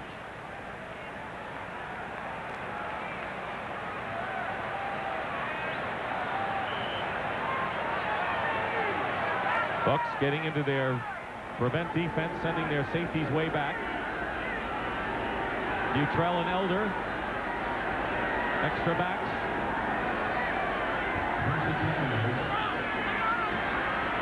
Tomczak up the middle for McKinnon, and it's tipped away. Harry Hamilton. Now there are 11 seconds remaining. What a first half for both Hamilton and Robinson, the 2 Penn State safeties, who, as you said, came in as the leading interceptors in the NFL and done a lot more against the Bears. Well, they're really intelligent guys. They know each other. They've played since they were in college, as you said, at Penn State. And you really can't give enough importance to that, because there's a communication that goes on out on the field that often isn't verbal. Sometimes you just have a feel for where your buddies are.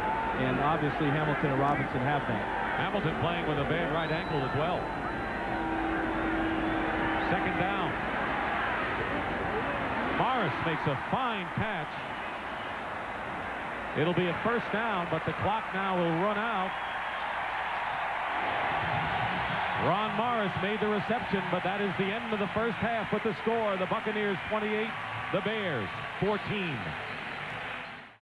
Beautiful afternoon, and beautiful for the Buccaneers, at least in the first 30 minutes.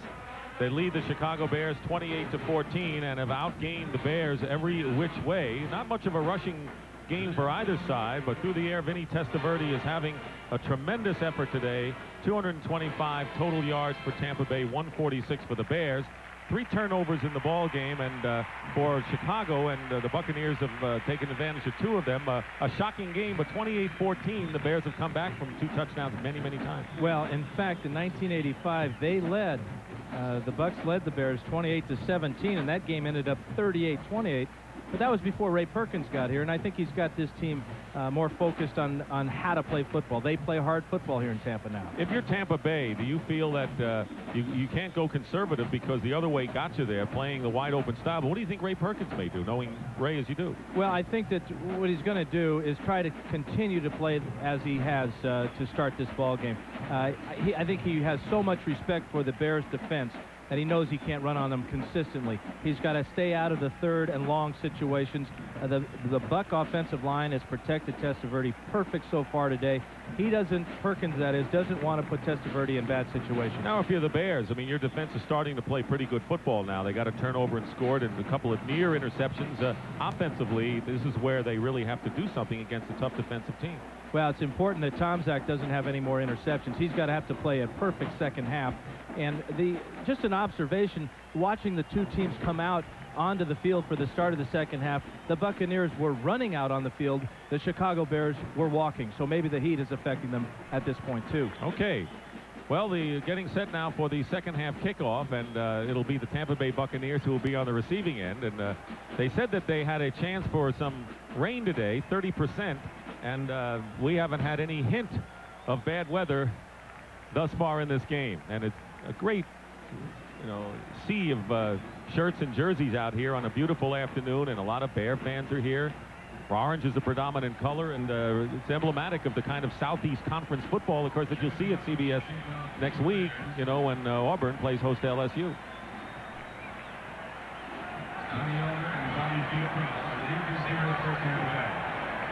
Well, Ray Perkins 30 minutes away from a big victory. And again, the win over New Orleans here, and a near victory over San Francisco. So this is a tough home club. Kevin Butler will kick off. And going back deep for Tampa Bay is Donnie Elder and Bobby Futrell. Elder is on the left.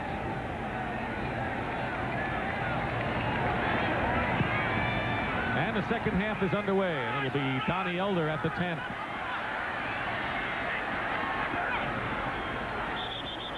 Held upright at the 23 by Maurice Douglas. Held upright. They won't let him get down on the ground. They all had his feet off the ground and holding him back. They were holding him up as if he were a trophy. Well, the Bears are used to trophies, aren't they? Mm-hmm. They're going to have to work to get one today, though.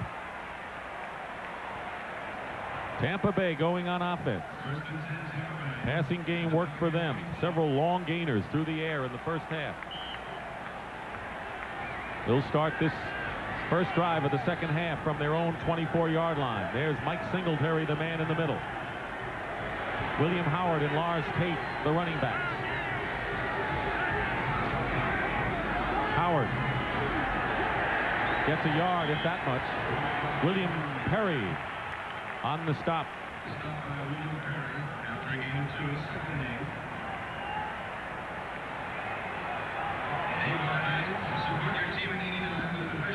In the lineup is Tony Woods, number 65, who replaced Trace Armstrong, who went out in the first quarter with an ankle injury. We'll check his condition when we find out. Second down and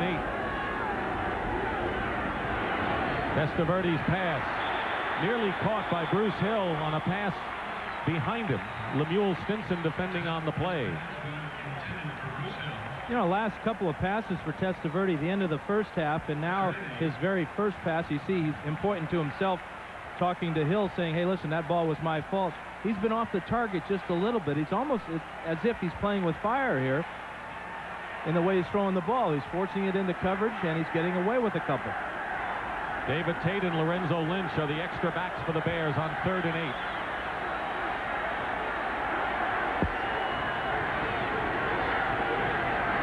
Testaverde lost his footing. Now he goes down. First sack of the game by the Bears. John Roper.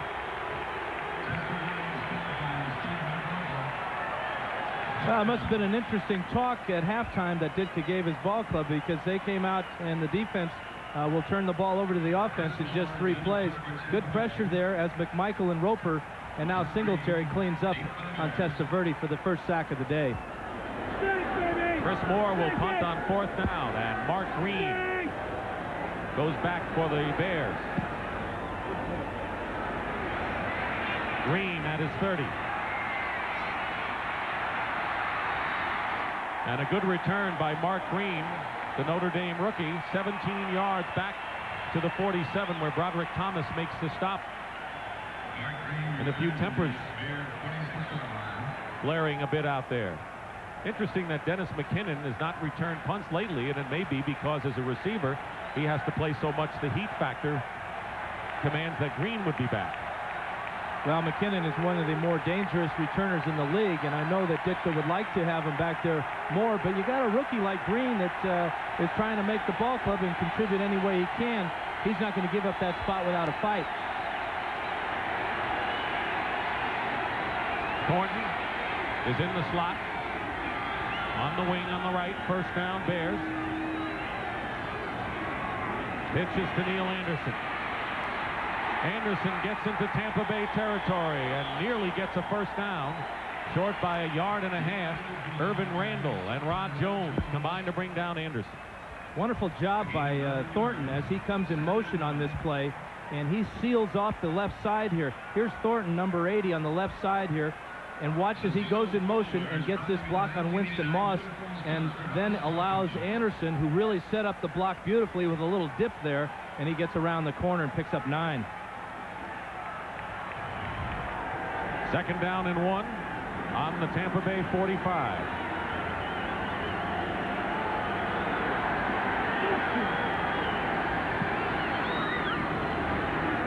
Here's Anderson again.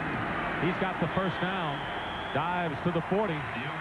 Eugene Marv makes the stop, and the Bears starting off the second half in Chicago Bear football the way Ditka likes it. Very determined football. Again, the Bears put the tight end in motion. This was Boso that time, and they seem to be working against the left side of the Buccaneers defense there. Robert Goff and Winston Moss trying to stay away from Kevin Murphy, who's making a lot of big plays for Tampa. John Wojciechowski has now replaced Mark Bortz at left guard for the Bears. A severe sprained ankle for Trace Armstrong, the defensive player, has not returned. The only injury today for Chicago. 1st and 10 on the Bucs 40.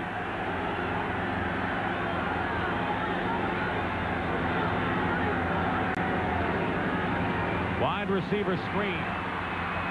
Anderson. And Neil Anderson has another 1st down inside the Bucs 30. Again, Urban Randall, and a gain of 12 for the Bears. Crisp offense and well-designed offense, Dick. That was really a sharp play as they put one wide receiver in motion to the other wide receiver's side and then dumped the ball out to Anderson on a quick screen. But when he got the ball, both those receivers were blocking the defensive backs, and that's why they got that nice gain. How valuable is it to have receivers who block well? Very well, very valuable. I think that any time you can get the ball to a guy like Anderson out in the perimeter and get a blocker in front of him, he's very dangerous. On the 28, the pitch again to Neil Anderson. Anderson powers inside the 20. The heat doesn't bother him. Close to another 1st down, and it will be for the Bears. Harry Hamilton, the free safety that time on the tackle.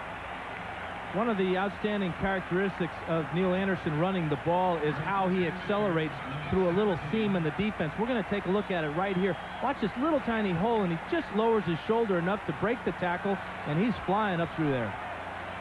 Basic football by the Bears, and Neil Anderson has gained 23 yards in the last 2 plays. And a first down for Chicago on the 17. Bucks lead 28-14. The Bears look threatening.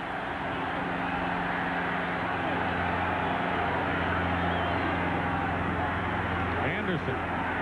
That time he was upended after a yard by Reuben Davis. This is a very impressive drive the Bears are putting on. And talking with Neil Anderson yesterday about the effects of the heat and humidity, he played, of course, at the University of Florida. His message to his fellow offensive teammates is, listen, guys, this is going to be a real gut check. You're going to have to concentrate out there and know that you're only going to be out on that field for 30 minutes at the most while you're actually playing. So if you can't get it done in those 30 minutes, then we're in real trouble. So dig down deep in the old gut bucket and pull it out. Thomas Sanders and Matt Suey, and Sanders in motion. Tomczak, and wide open for the touchdown to Sanders. 16 yards.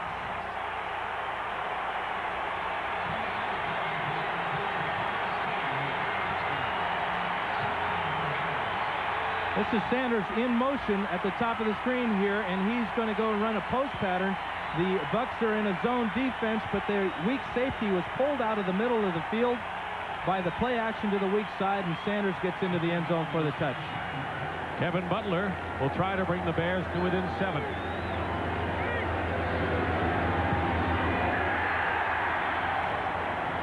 (28-21). Tampa Bay lead has been cut to 7. Thomas Sanders, a backup, but a talented backup, with a wide-open touchdown reception.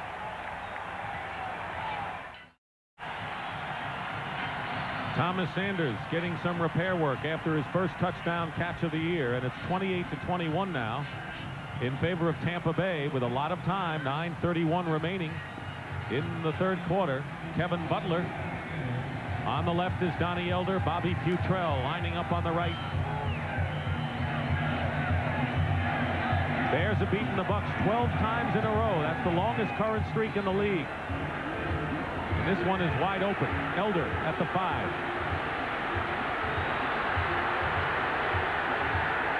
And doesn't get past the 10. Or if he did, not by much. David Tate and Lorenzo Lynch rode him out of bounds. We'll take a look at this touchdown from the end zone. Watch how this little action of Tomczak going to this side affects Harry Hamilton here. He's got to be in the middle of the field, but he fades to this side before he recovers. Just a little sprint out to the left brings Hamilton to his right, opens up the middle of the field for Thomas Sanders.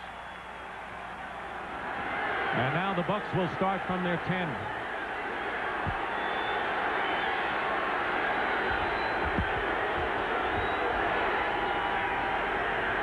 Testaverde has Mark Carrier.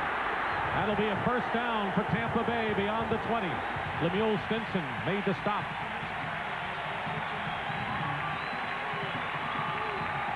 He caught the first touchdown pass today from Testaverde, Mark Carrier, and he gained 12 that time.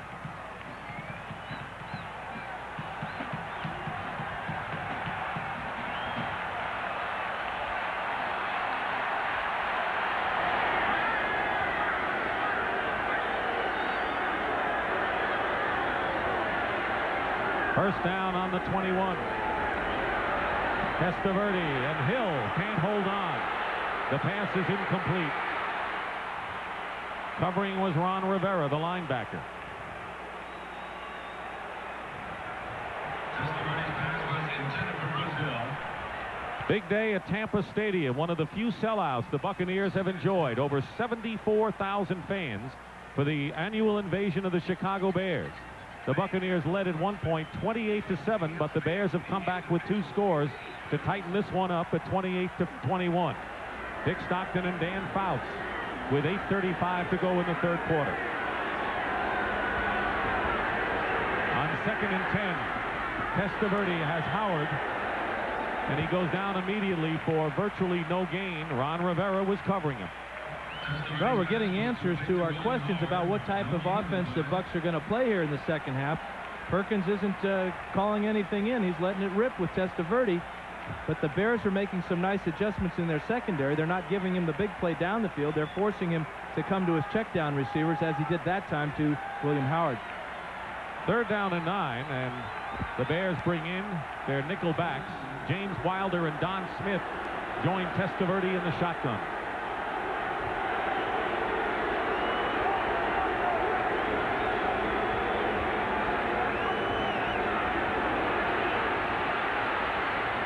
The pass is caught. Willie Drury, and that's a first down, and that's his first catch of the year. He's going to celebrate a little bit too, isn't he? He dropped a couple last week against the Vikings, but this is a great square-in route. And Testaverde again, that offensive line is making amends for their showing last week against Minnesota, doing a super job of keeping the Bears away. And there's a nice square route. That's why they call it a square in, because after you get down the field, you got to square it off, come right across the middle, and Testaverde throws another strike. Former Houston Oiler with his first catch and a big one, 18 yards. Stinson was on the stop. 2 tight ends and Wilder in the backfield on first down. Testaverde can't get away from Richard Dent's jersey pull, and a penalty marker is down on the far side of the field. The ball belongs to the offense. Bob McElwee. Defensive holding, Chicago. I think they got Jim Morrissey out there on the flank, a long way away from where Richard Dent made a sack. Holding, number 24, defense, 5 yards, automatic first down. Bestie Jackson was holding downfield. And it's a first down for the Buccaneers. But we have not mentioned Richard Dent's name today as far as the pass rushing is concerned. That was a man that the Buccaneers were worried about, and the offensive line and the backs have kept him at bay. Well, we talked about how the Bucs offensive line, especially Paul Gruber last week, had a tough time dealing with Chris Dolman. Dent is every bit of Dolman's equal, and Gruber's having an outstanding afternoon so far.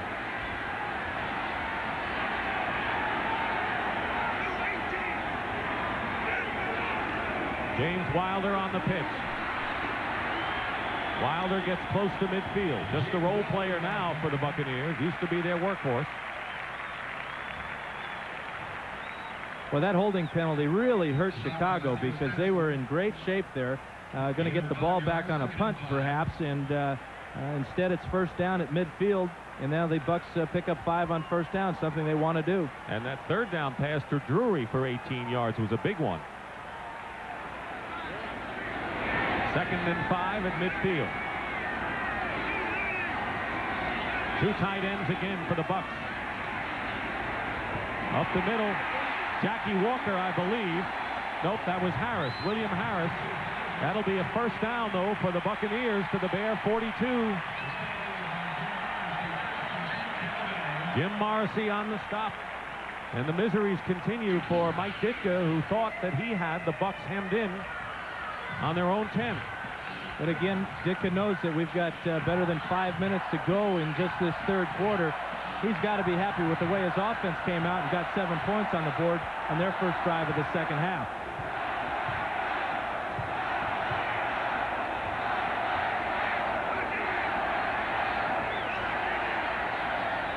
Carrier goes in motion.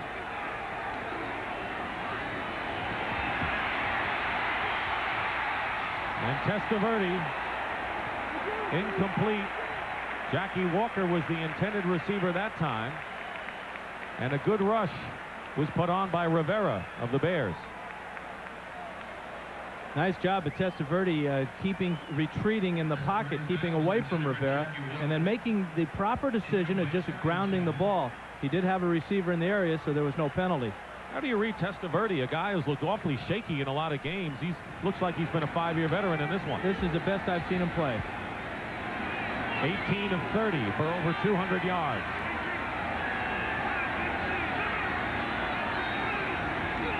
Second and 10. wide open.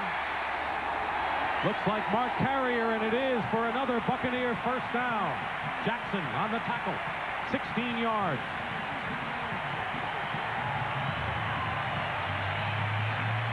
Outstanding athlete at quarterback today in Vinny Testaverde. The rush comes from number 76, Steve McMichael. Nice job of stepping up. Then watch this throw. He's running to his left, and he flicks it back over the middle. There's Carrier for the first down.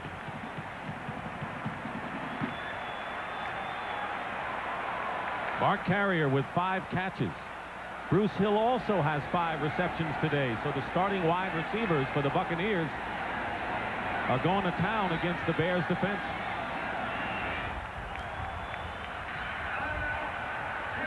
And Tampa Bay will call their first timeout of the second half. 4:07 remaining in the third quarter.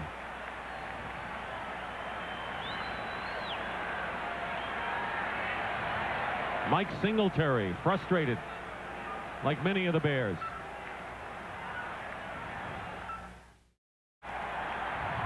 Tampa Bay has used one of their timeouts. They want to make this a good one. They have a first down on the Bear 26, leading 28-21. Ron Hall and William Harris, double tight ends. Testaverde on the rollout, and the pass is intercepted. Jim Morrissey, that's his second of the game. Second interception of the game for Jim Morrissey, and the Bears get it back. Good pressure up the middle as the Bears come with the blitz. Force Testaverde out of the pocket. There's Singletary right up the middle with Doerson. And now Testaverde makes a cardinal mistake of throwing the ball over the middle late, and an outstanding layout interception by Jim Morrissey. He's showed me a lot as far as what type of athlete he is today. His first interception, he had to jump high and deflect the ball down to himself. This time he does a Greg Louganis out there on the field and makes the interception. With a degree of difficulty pretty high. Yeah, you bet. A 9-5. Roger Riley, our statistician, informs us. He must know. First down on the 16. Tomzak. Wide open was Neil Anderson. First down, Chicago, in a game that time of 12. Rod Jones covering. We're really seeing the type of new age running back in Neil Anderson. Here's a guy that has the ability to be a 1,000-yard rusher out of the backfield, but he has also showed his versatility today and his importance to this offense by splitting out wide and becoming a wide receiver. That's 2 fine plays he's made as a wide receiver. Talk about Dickerson and Roger Craig and some of the others. If he's not their equal, he's awfully close. Here's Neil Anderson again. Crosses the 30 and a pickup of about 3. Now, what Anderson gives you is he makes that first guy miss almost every time. That time, Reuben Davis had him dead in his sights, and a little shake of the hips, and Anderson's down the field. 56 yards and 2 of the 3 touchdowns scored by the Bears this afternoon. Pickup of 4. It'll be second down and 6 for Chicago. 2:45 remaining in the third quarter.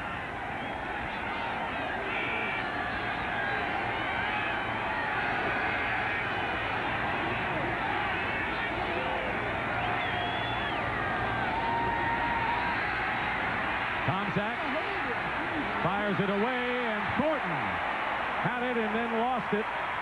Eugene Marv covering down the field, hit him, and now making sure that Thornton's all right. Something you don't often see.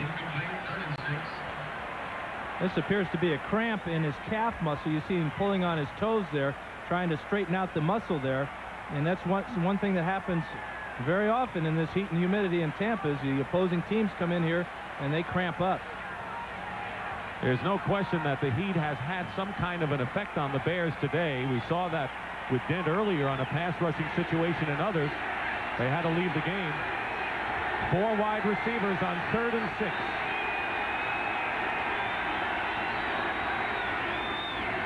Not a good pass from center. And Tomzak is caught. Winston Moss. But a defensive Tomczak, he didn't get a good snap that time. Tomczak hurt the Buccaneers last year with his scrambling from center. Here he does a nice job of catching this bad snap, but the Bucs are waiting for him as he breaks the line of scrimmage. Winston Moss with another big play. It is 4th down, and Maury Buford will kick it away. Bobby Futrell deep for the Buccaneers. Kick nearly blocked, and they do not drop the flag. Here is Futrell at the 15. And he's brought down by Glenn Kozlowski.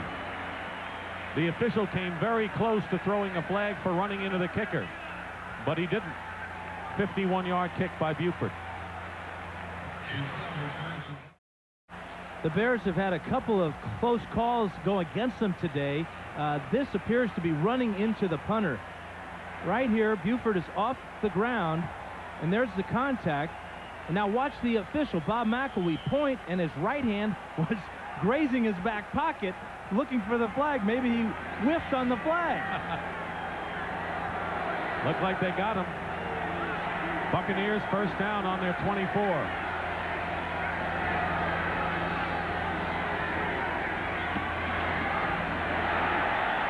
Lars Tate runs into a stone wall led by William Perry, who is a stone wall. Tackle by William Perry. There's the time remaining in the 3rd quarter. The Bears having to do without Dan Hampton and his leadership and his ability to draw double teams, and the fact that he's been one of the outstanding defensive tackles and inside pass rushers throughout his career. 2nd down and 9.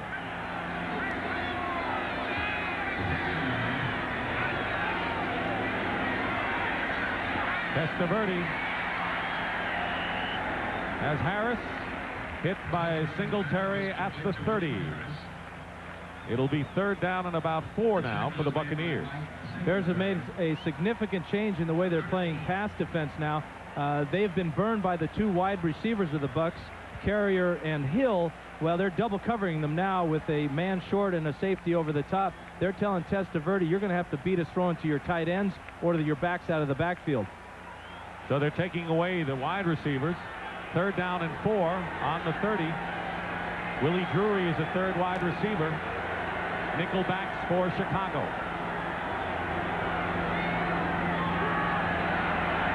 Testaverde's pass incomplete. It was intended for Drury. David Tate and Bestie Jackson defending on the play, and good pressure. Good pressure from the fridge up front there against Testaverde. I think he hit his arm as he was releasing the ball, and it appears that Testaverde is holding his right arm as he goes off the sidelines. It'll be 4th down. Perkins making sure Testaverde's all right. Chris Moore will be punting for the Buccaneers. Mark Green goes back for the Bears. Great kick by Moore. Green back to his 13. And runs out of bounds at the 28 as time runs out in the 3rd quarter. That is the end of the 3rd quarter here at Tampa Stadium with the score, the Buccaneers 28 and the Bears 21.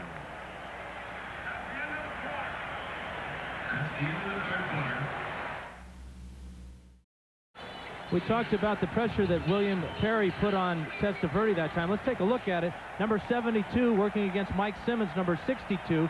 And not a bad block, but that's 350 pounds he's trying to hold out. Perry sticks up his left hand just as Testaverde's delivering the ball. Ouch. He has completed 20 of 34 passes, 3 touchdown tosses, 2 interceptions. 1st down Bears as we start the 4th quarter. Dick Stockton and Dan Fouts. Bears trail 28-21, starting on their own 29. Thomas Sanders and Matt Suhey are in the backfield.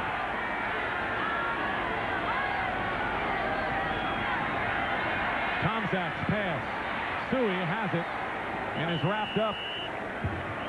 And a gain of about 6 for an NFL Today report and an update. Let's check in now with Brent Musburger in New York. Dick, it's going to be uphill for the Dallas Cowboys. If they don't rally soon, they're going to leave Lambeau Field 0-5. Mikowski burns him for his third touchdown pass, 2 to Fontenot. It's 24-13. Back to Dick. Packers, one of those Central Division clubs, improved as the Tampa Bay Buccaneers are. 2nd down and 3.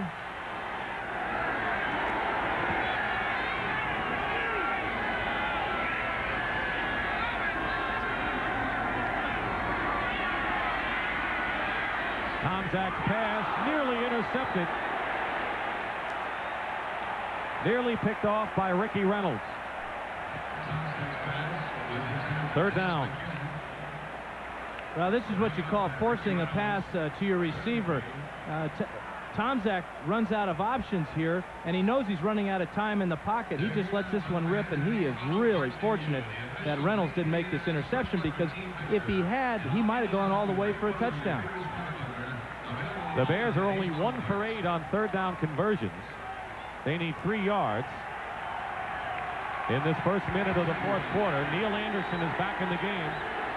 4 wide receivers as well.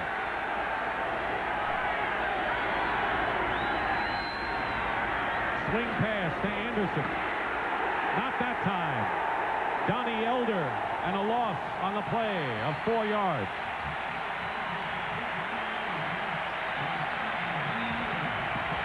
A lot of action on this play from the Bears. They faked the sweep to Anderson, and then they faked a little pass to the left.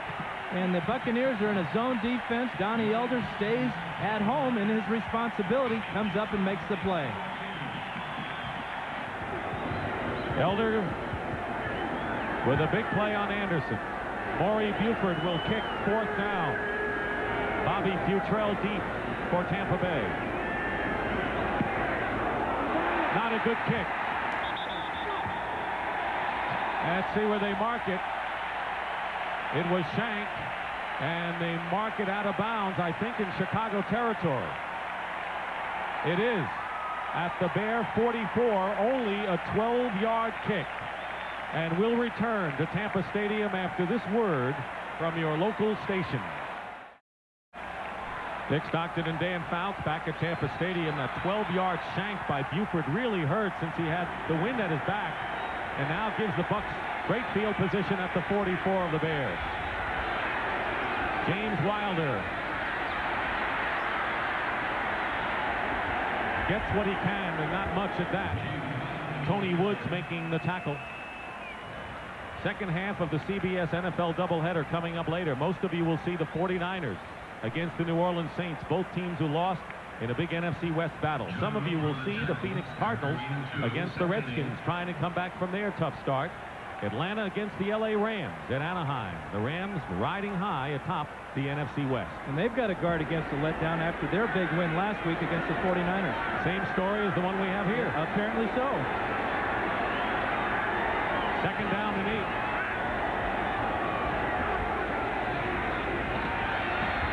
8. Testaverde.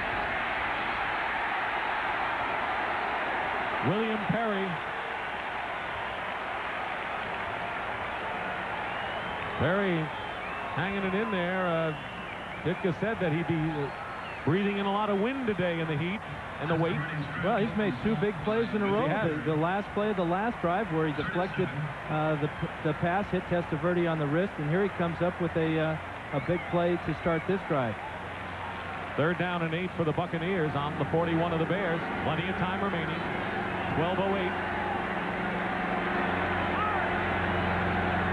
Willie Drury is in as a 3rd wide receiver.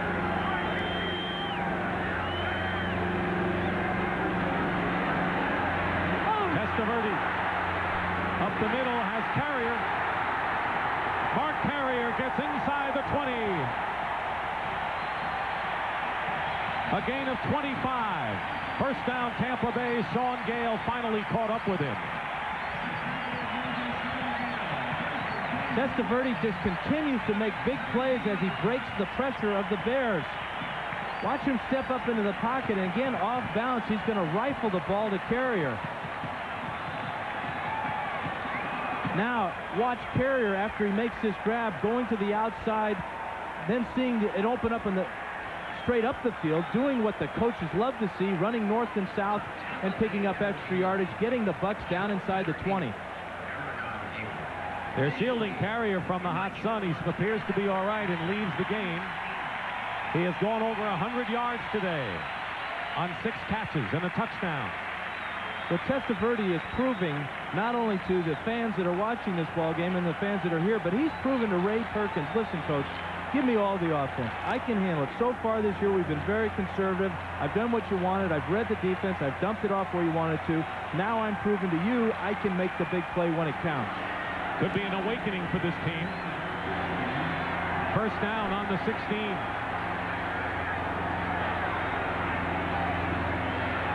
Lars Tate with blocking. He'll go in. Touchdown, Tampa Bay.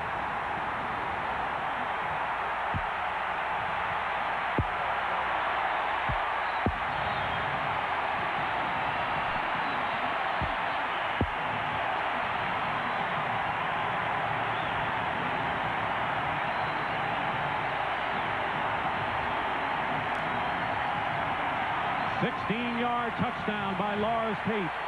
Let's give Ray Perkins some credit for play calling. The Bears were in a blitz here, so he goes with the run to the outside and lets his talented tailback get in for the touchdown.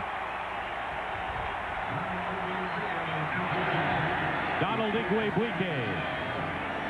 Chris Moore, the holder. The kick is good. That's the 4th touchdown for Lars Tate this season.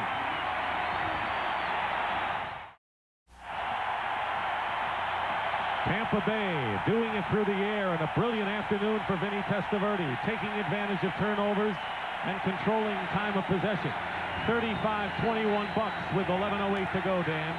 You know, Vinny Testaverde, you hate to say it, it's such a cliche, but he really is coming of age, and he's getting great support from his coach. Watch the Bears come with the blitz. Perkins anticipated it, went with the pitch to Tate, and he gets in for the touchdown. Singletary and Doerson are up the middle, but they're wasted as the Bucs go outside.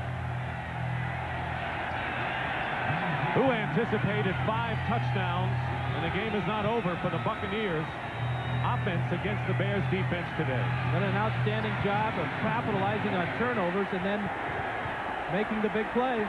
Dennis Gentry on the return.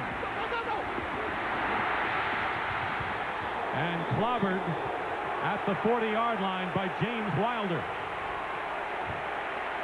What a hit, but what a return by Gentry. But Gentry was just going into a high step, a little shake and bake there, and Wilder levels him. Wow. And the 35 points scored by the Buccaneers so far represent the most they have ever countered against the Bears ever, as they try to break a 12-game losing streak against Chicago, longest in the NFL, along with the Redskins' domination of the Lions.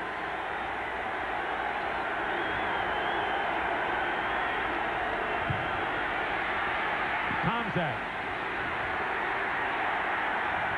has Neil Anderson. Eugene Marv was there in a pickup of about 4 yards. The scores of other games, the Giants and Eagles locked in a tough one. Same in Pittsburgh. Tie in Miami. Minnesota now with a 2-touchdown lead over the Lions. Green Bay. The Colts. Big upset there. New England 23, Houston 6. I would say so. 2nd and 5.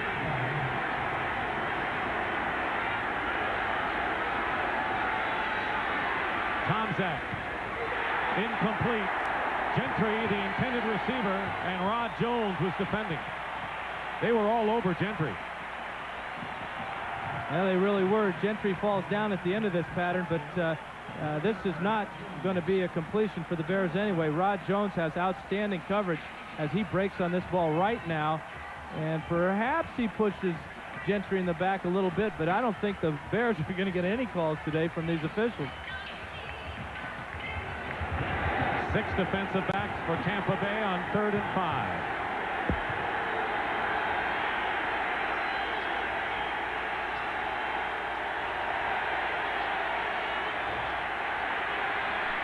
Tomczak batted in the air by Robinson. And that very nearly could have been caught downfield by Morris.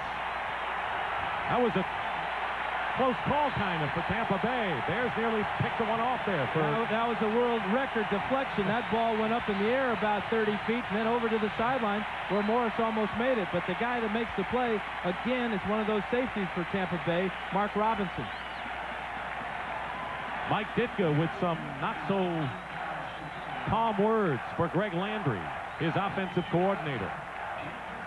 Maury Buford will punt on 4th down. Much better kick than the last one. Bobby Futrell will let it roll into the end zone for a touchback, a 55-yard kick. Buford's last kick was a shank that went 12 yards, and the Buccaneers capitalized. Just under 10 minutes remaining in the 4th quarter. The Tampa Bay Buccaneers lead by 2 touchdowns over the Chicago Bears. Bucks have a first down on the 20.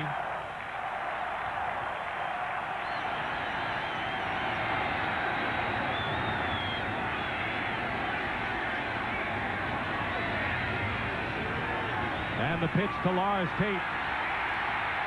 Here he goes.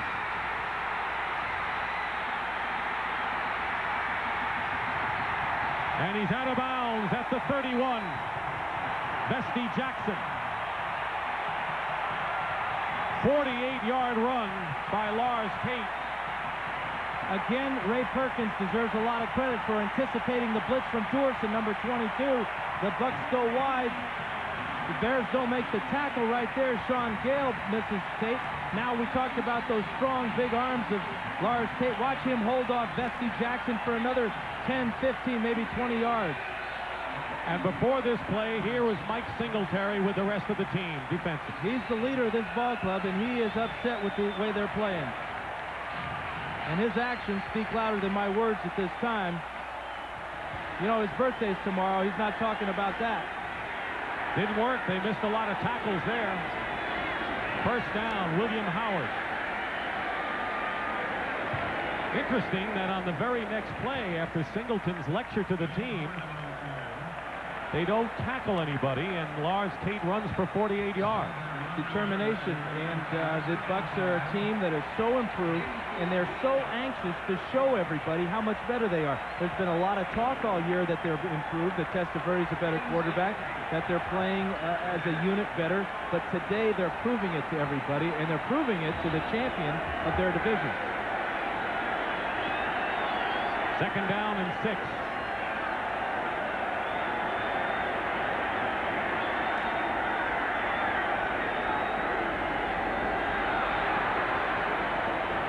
The pitch to William Howard. It'll be third down and about 3.5. The clock continues to run. That's a good point, because in the Bucks' 2 wins this year, they have been excellent in the 4th quarter of sustaining drives and taking time off the clock. They beat Green Bay when they had to waste 5 minutes towards the end of the game, and they beat them by just 2 points. They have a luxury here of having a 14-point lead, and now they got it down to about 8 minutes. Third down and 3 on the Bears' 25. Don Smith and William Howard in the backfield.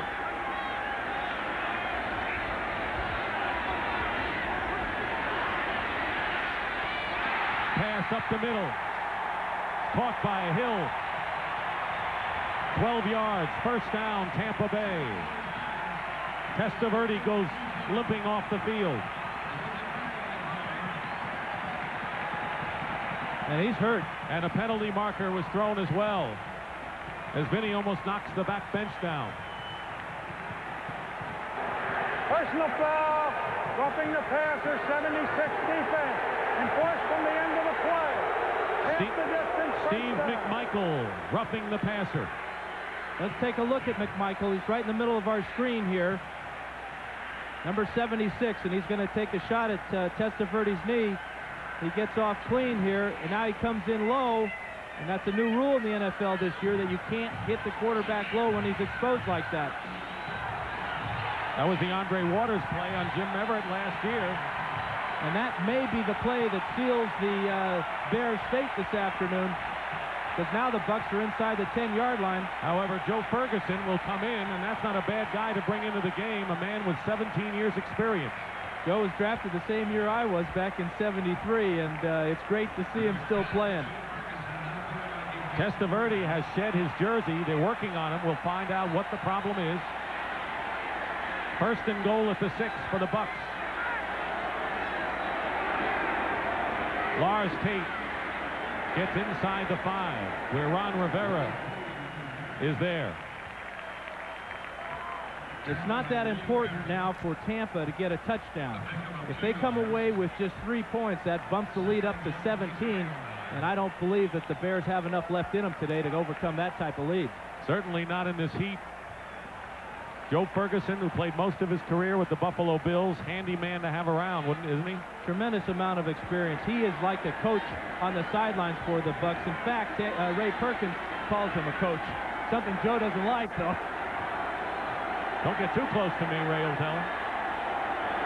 Double tight end on 2nd down and goal. Tate. He'll score. Another touchdown for Lars Tate.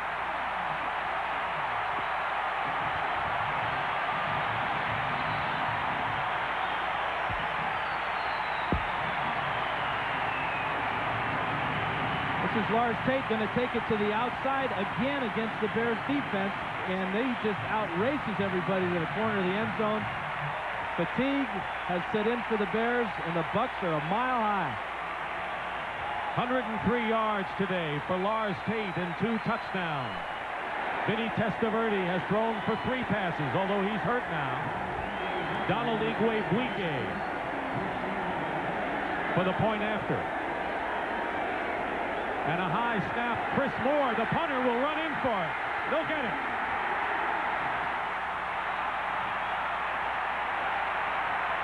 They can do no wrong.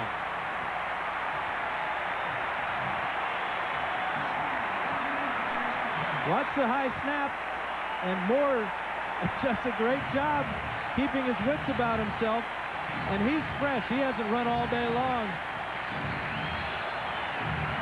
And here's a punter spike for you. 42-21.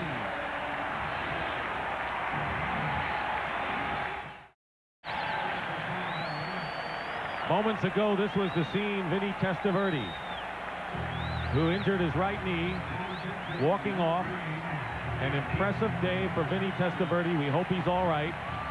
269 yards, 3 touchdown passes against the vaunted Bears.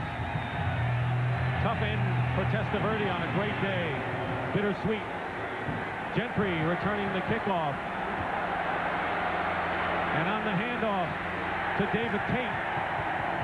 On a reverse, and Tate is stopped at the 28-yard line by Don Smith. And Jim Harbaugh has come in, and Mike Tomczak will call it a day. Or Mike Ditka will call it a day for Mike Tomczak. Getting back to Testaverde, a good sign, though, watching him walk off the field. Probably the knee injury isn't too seriously. Let's hope so, because he's put on a tremendous performance and has really proven a lot to a lot of people today. It's an awakening for the Tampa Bay offense, that's for sure. Bears with a first down on the 28, Jim Harbaugh. Out of the shotgun. Ron Morris hit immediately as he makes the catch at the 32 by Donnie Elder, and a penalty marker is down. This is going to be roughing the passer against Tampa Bay. Personal foul, 55 defense, roughing the passer, going to the head. Henry Rolling, number 55. And you wonder if that was a retaliatory action by the Bucs. They see their quarterback having to go off the field because of a late hit, cheap shot. I'm not saying it was, but it's funny how those things are coincidental.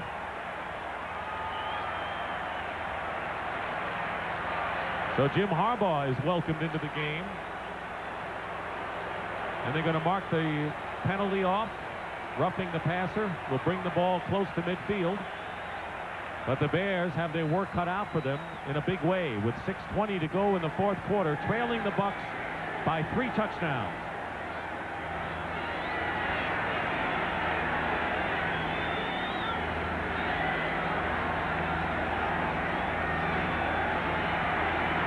Harbaugh will run. And he gets into Tampa Bay territory, gets about 8 yards on the play. Bobby Futrell on the tackle. He's got those fresh legs, hasn't he? Stepped up into the pocket. Mike Ditka told me earlier this year that Jim Harbaugh reminds Mike of Roger Staubach. Good scrambler, outstanding athlete. We'll see if he develops like Roger the Dodger. Well, they've liked Harbaugh from the moment they drafted him in the first round. Harbaugh's pass caught. Dennis Gentry, first down. Donnie Elder on the tackle. And of course, the Bears have to go to a hurry-up offense, being down by 21 points with just 5 minutes to go. Makes it tough on that offensive line. Harbaugh, coming into the game, had completed the only pass he attempted for 21 yards. 4 wide receivers on the 38 of Tampa Bay. They're going to run the ball. Neil Anderson picks up about 5 yards that time. Anderson has scored 2 touchdowns today for the Bears, but they trail 42-21 with less than 5 minutes to play.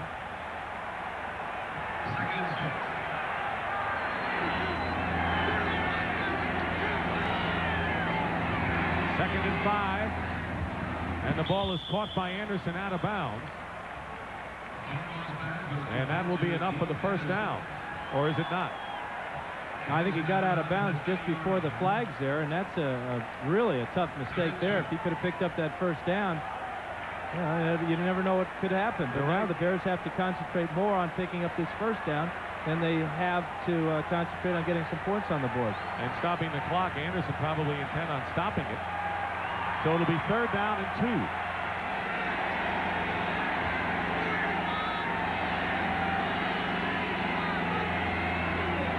Here's Anderson again with Thayer blocking. He gets the first down and runs out of bounds to stop the clock. Harry Hamilton on the play. 4:31 remaining.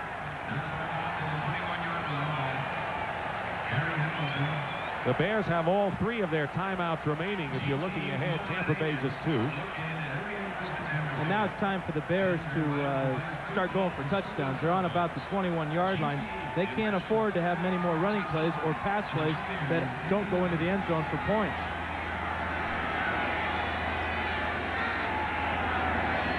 On the 21.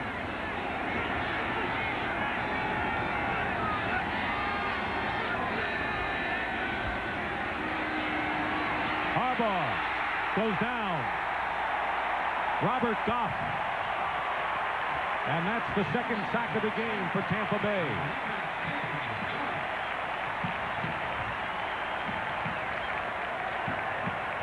This is Robert Goff all the way out here. He's going to beat Van Horn from the pass rush all the way around the backside. Van Horn's played a fine game all day long, but Goff just sheds him right now and makes the sack. On the hurry-up offense on 2nd and 15, Harbaugh throws out of the end zone. Dennis McKinnon was the intended receiver, and Ricky Reynolds was guarding him.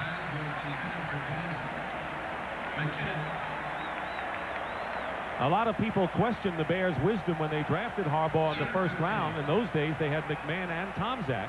But now that McMahon is gone, it's a good thing they drafted Harbaugh and have him as a backup at least for Tomczak. Well, and he was in the running for the starting quarterback position earlier in the year when the Bears had McMahon also. So he's proven to Ditka that he can play in this league.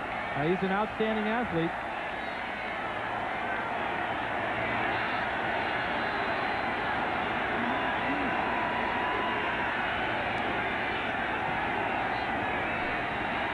Third down.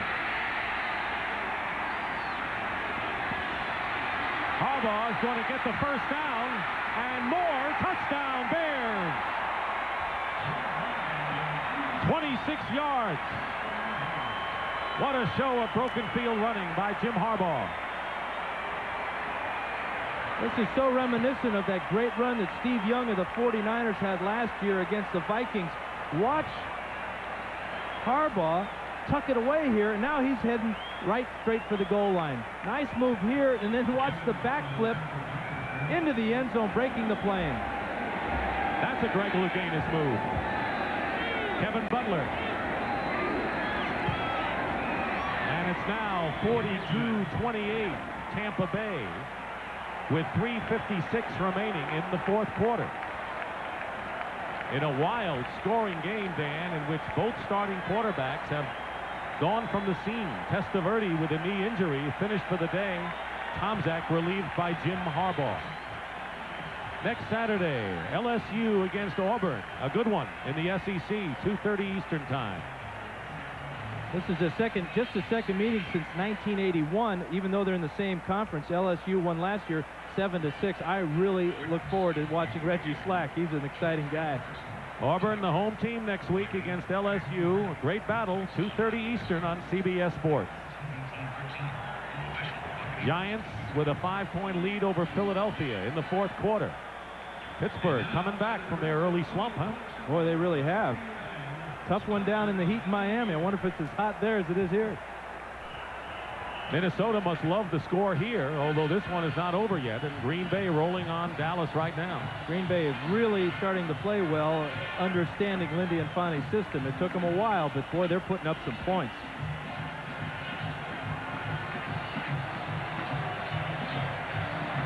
The Bears scored in under 3 minutes, and that was the key thing. They went 72 yards. And now the Tampa Bay Bucks are playing for a possible onside kick. Dick Stockton and Dan Fouts. There's Donnie Elder, who's back. We have just under 4 minutes to go in the fourth quarter. Tampa Bay leading 42-28. The Bears need the ball back. Donnie Elder is back on the 5-yard line all by himself. All 10 other ball players are between the 45 and the 50. The Bucks are expecting an onside kick, and I'm sure that the Bears will oblige them. Bears have all 3 of their timeouts left.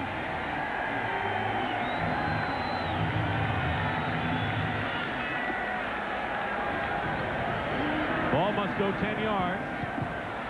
And it is not onside kick. Elder will see it go out of bounds, and they'll bring it out to the 35.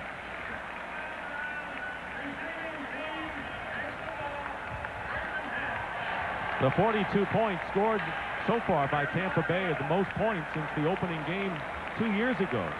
And the Bucks trounced Atlanta 48-10. And this was a team that really had trouble scoring points up till today. Well, they came in averaging only 15 points per game. The highest production was 23, and that was all the way back in their opening day win against the Packers. So they have turned their offense around. Joe Ferguson in relief of Vinny Testaverde. You know they won't try anything fancy now.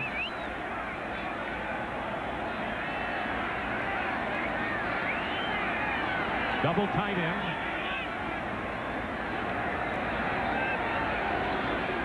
Lars Tate with Howard blocking. Howard gave him a good block, and Tate gets up to the 41, where Dick Shapura and Jim Morrissey combined to make the stop. Classic I formation type of offensive play. You got the big fullback in Howard at 250 pounds, and he's done an outstanding job of clearing the way for Lars Tate this afternoon. Tate has gained 109 yards. That's a career high for him. Go along with his 2 touchdown scores. Well, he came into the ball game with just 170 yards in 4 games, so you'd say he's having an outstanding afternoon, huh? The whole team is. They really are. Inspired football. 2nd down and 5.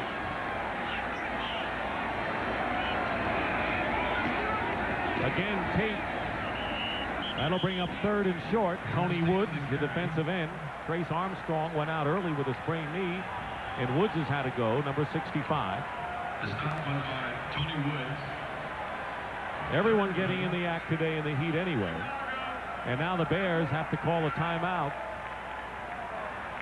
Trace Armstrong on the sideline, and he was carried, helped off the field on what the players call the rickshaw, and he either sprained his ankle or his left knee.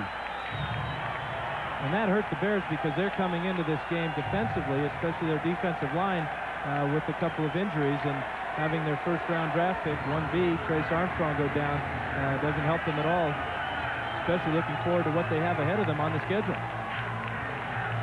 They got 3 tough ones coming up. Well, they got to play the Houston Oilers in Chicago, then they hit the road for the Cleveland Browns, and then the LA Rams, who many feel at this time may be the best team in the NFC, come into Soldier Field. Right now, the Rams and Giants may be the only unbeaten teams if this game ends the way it is. 3rd down and 3. Bucks 42.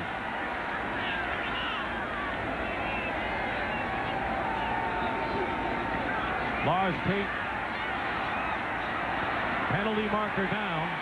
Tate does not get the first down. He is stopped short of it. Mike Singletary made the tackle, but there's a flag. Lars Tate, the ball carrier. There was a flag on the flag. Holding called against the Buccaneers. Question is, will the Bears accept the penalty and give them another down, or will they refuse it and set up a punting situation? Likely they'd refuse it, I would think. I would too. Holding, 86, offense, penalty is declined, 4th down. William Harris, the tight end, so it's 4th down, and Chris Moore will kick it away. The penalty may be declined, but the penalty, the other aspect of it is that it stopped the clock. The Bears have 2 timeouts. They didn't have to use one there. 2 minutes and 44 seconds to go, and keep in mind that the Bears have a long way to go as Mark Green goes back, trailing by 2 touchdowns. Mark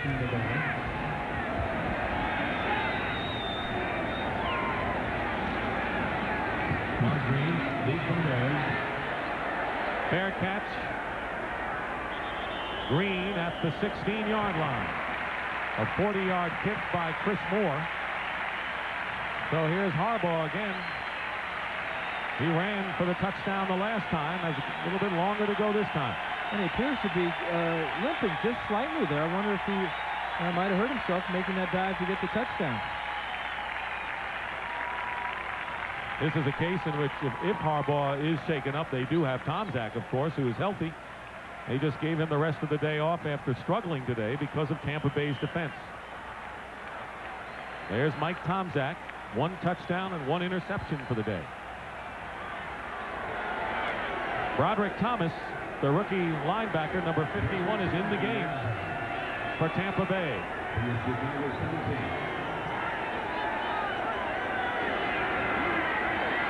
Harbaugh getting pressure, completes the pass to Mark Green out of the backfield. And Green is tackled from behind by Broderick Thomas, but not before he gets a first down to the 31-yard line. 14-yard pickup, and the clock is running. Good play call there on the screen pass to Mark Green over the middle. We'll see all hurry up the rest of the way from the Bears.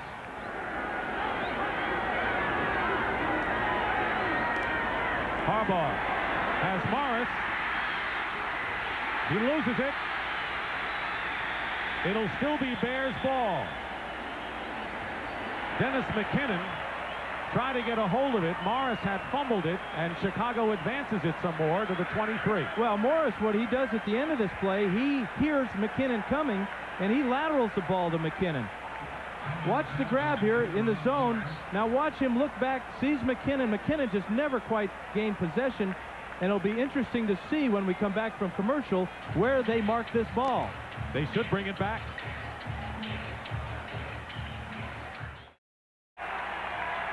Heads-up play by Ron Moore, seeing Dennis McKinnon come and laterals him the ball. McKinnon never grabs possession, but because it's a lateral, the ball will be marked where it goes out of bounds and not where the lateral occurred. Big break for Chicago, but it would have been an even bigger break because I believe McKinnon would have scored if he could have grabbed that ball. That was a 46-yard play, everything included, including the dessert. And now we're back in the spot where Harbaugh's running ability becomes doubly dangerous for Tampa. Time is still out. 1:57 showing on the clock. And the 2-minute warning, I guess, has to be in effect. We have not gotten the official word on the 2-minute warning. Officials are meeting. Now, you don't think they're reviewing that play? They might be trying to figure out if that backwards pass was possessed or not by the receiver. Now, the rule is he has to have possession to make it a fumble. Now, Morris had possession, but McKinnon never did. So it's not a fumble. Take one more look at it. First of all, Morris is wide open against the old prevent defense. The fumble's at about the 40-yard line. And McKinnon reminds me of Dave Casper and Pete Banaszak, what they did to our Chargers one afternoon with the old forward fumble play. They changed the rule because of that play, too. Bob McElwee in an unusual position for him off the field. Looking for a soft drink or something, Bob? I tell you, Donnie Elder did his job. He went after Morris. He thought his work was done, and then came that lateral. Well, one of those phones has got to work, and it's got to communicate with the press box up here.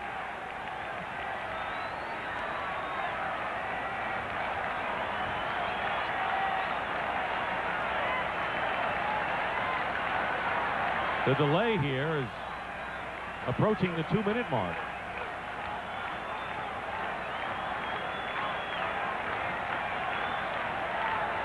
It should be Tom Kelleher, the replay official.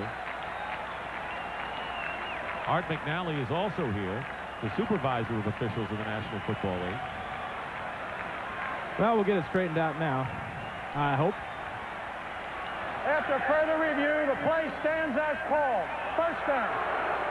2:08 on the delay. Was it a backward pass or not was the question. Possession? Clearly a backward pass and no possession. Good call. First down. Bears on Tampa Bay's 23. 4 wide receivers for Chicago.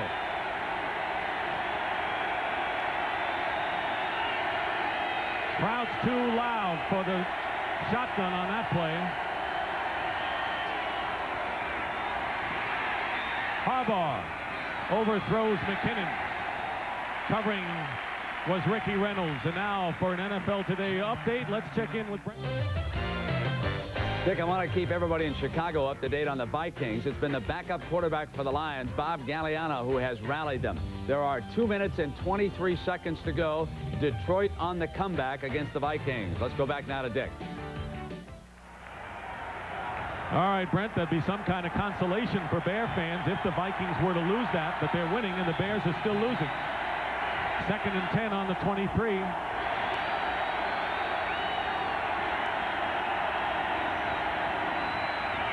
Harbaugh with a screen pass to Mark Green. The Bucs were waiting for him. Bobby Futrell on the stop. Green might have worked a little bit harder to try to get out of bounds because he must have seen when he grabbed that ball he had no chance of advancing it for any big gain. Neil Anderson has come in to replace Green in the backfield on 3rd and 5. Here's Anderson. He'll get the first down inside the 5 and very nearly scored. A 15-yard gain. Harry Hamilton on the stop and a timeout called by Chicago. They have 1 timeout remaining and are on the brink of cutting this game to a 1-touchdown deficit.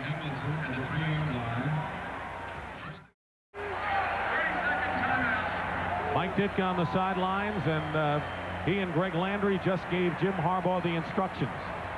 It is a 1st and goal for the Bears on the 3, trailing 42-28, 1:13 on the clock. But the Bears are down to only 1 timeout there. This, again, is a great spot for Harbaugh to use his running ability. Maybe a quarterback draw.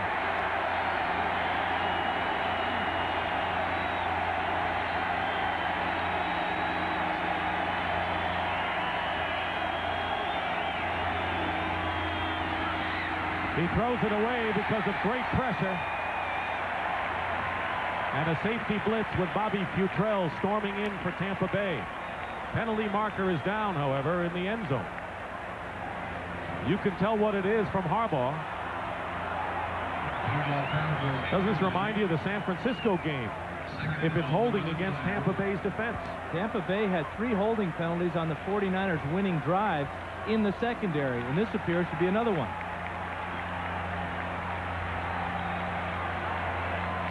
Holding. Number 29, defense, half the distance, first down. That's what it is. Ricky Reynolds was holding.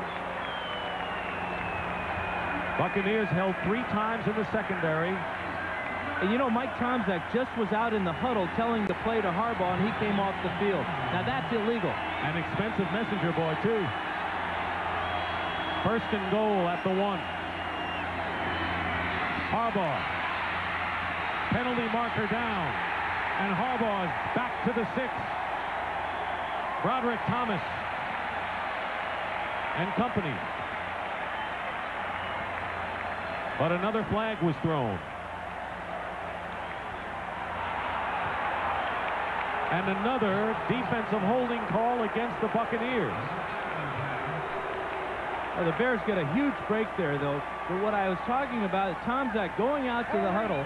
Number 30, defense, half the distance. Mark Robinson, another secondary hold. Here's the holding penalty against Mark Robinson, number 30 on the line of scrimmage here. He's going to grab Neil Anderson and pull him down, and that's where Harbaugh wanted to go with this pass.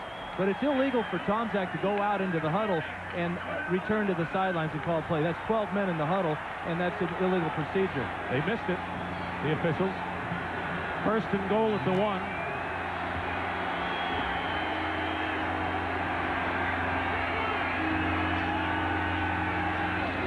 Quarterback sneak. No signal yet. And he did not make it. And that's costly when you have only 1 timeout left. You can't afford to throw away a play, and that's what the Bears did here. Well, they did, and they have to use their last timeout, too. I'm not too sure about this call. 1 yard is a long way to go for a quarterback sneak, especially when you got a guy with the abilities of Neil Anderson in your backfield.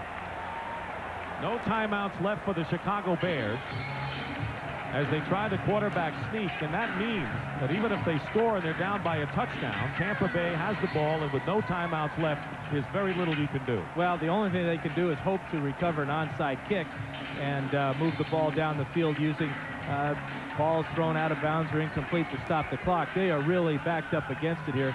But you got to give the Bears some credit for fighting back. They were down by 21 points, and it didn't look too good. They got a chance to at least cut it down to 7 now. Well, coming up next on CBS, most of you will see the Saints hosting the 49ers. Phoenix goes against the Washington Redskins in an NFC East battle, and it'll be Atlanta against the undefeated Rams in Anaheim. Both teams in the NFC West. That's coming up, the second game of our doubleheader here on CBS Sports. Second and goal at the 1. No timeouts left for the Bears.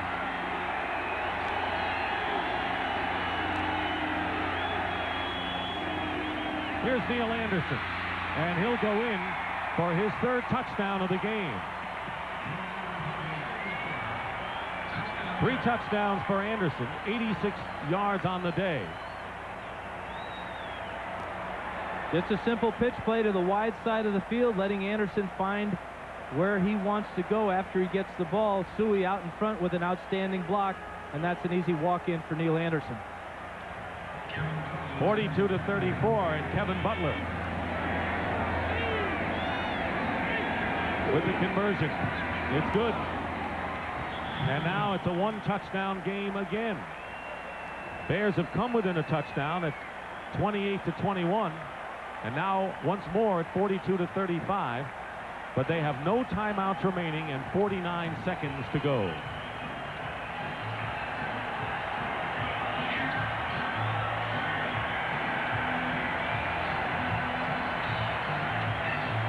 Tonight on CBS begins with 60 Minutes. He was a defense contractor who cheated on the testing of a vital piece of military hardware. Where did we find him? In jail. That's 60 Minutes.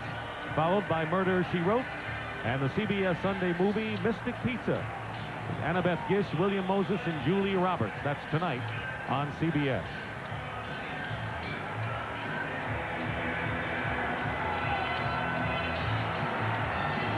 Well, the Bears have scored 2 touchdowns in the last 2 minutes and 8 seconds, but it may be too little too late in this one, in a wild game, Dan, and a game that few people had anticipated, the high-scoring part of it and the Bucs' domination of it. Yeah, you really have to give a lot of credit to Ray Perkins for having his team in the proper mindset. They were totally flat last week against Minnesota, played perhaps their worst game in a long time. But Perkins knew it would be easy to get his team motivated to play against the Chicago Bears. As you pointed out, the one hope they have, there's Johnny Elder to corral an onside kick, and the rest of the Tampa Bay Bucs are anticipating just that.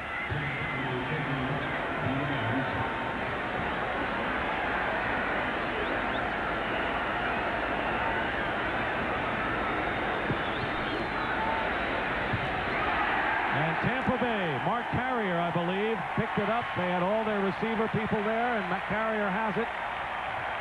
So the Buccaneers will keep the ball, and they're in Chicago territory, and the Bears out of timeout. And they'll be able to run it out now. That's why a guy like Mark Carrier is on that team. He's got great hands. They often call the onside kick return team the hands team, because you'll see nothing but receivers and running backs and defensive backs out there looking for that high bounce and trying to make that grab. Over 100 yards for Carrier in a big day, including a touchdown reception. Vinny Testaverde threw 3 scores before he was hurt. Well, this one will definitely make the Tampa Bay highlight film. What does this game mean for the Buccaneers, in your view? Well, against the 49ers, they wanted to see how far they measured up and whether they were a legitimate team this year. Well, all doubts have to be erased about the Tampa Bay Buccaneers. The only question is, how bad is Testaverde hurt? Can he play next week? When will he be back in the lineup? They opened up the offense, and it worked. They have reason to celebrate. And the Bears' 12-game winning streak against the Tampa Bay Buccaneers have come to an end decisively. 42-35. So for Dan Fouts, I'm Dick Stockton saying so long from Tampa. The final score, the Bucs 42 and the Bears 35. You've been watching CBS Sports coverage of the National Football League.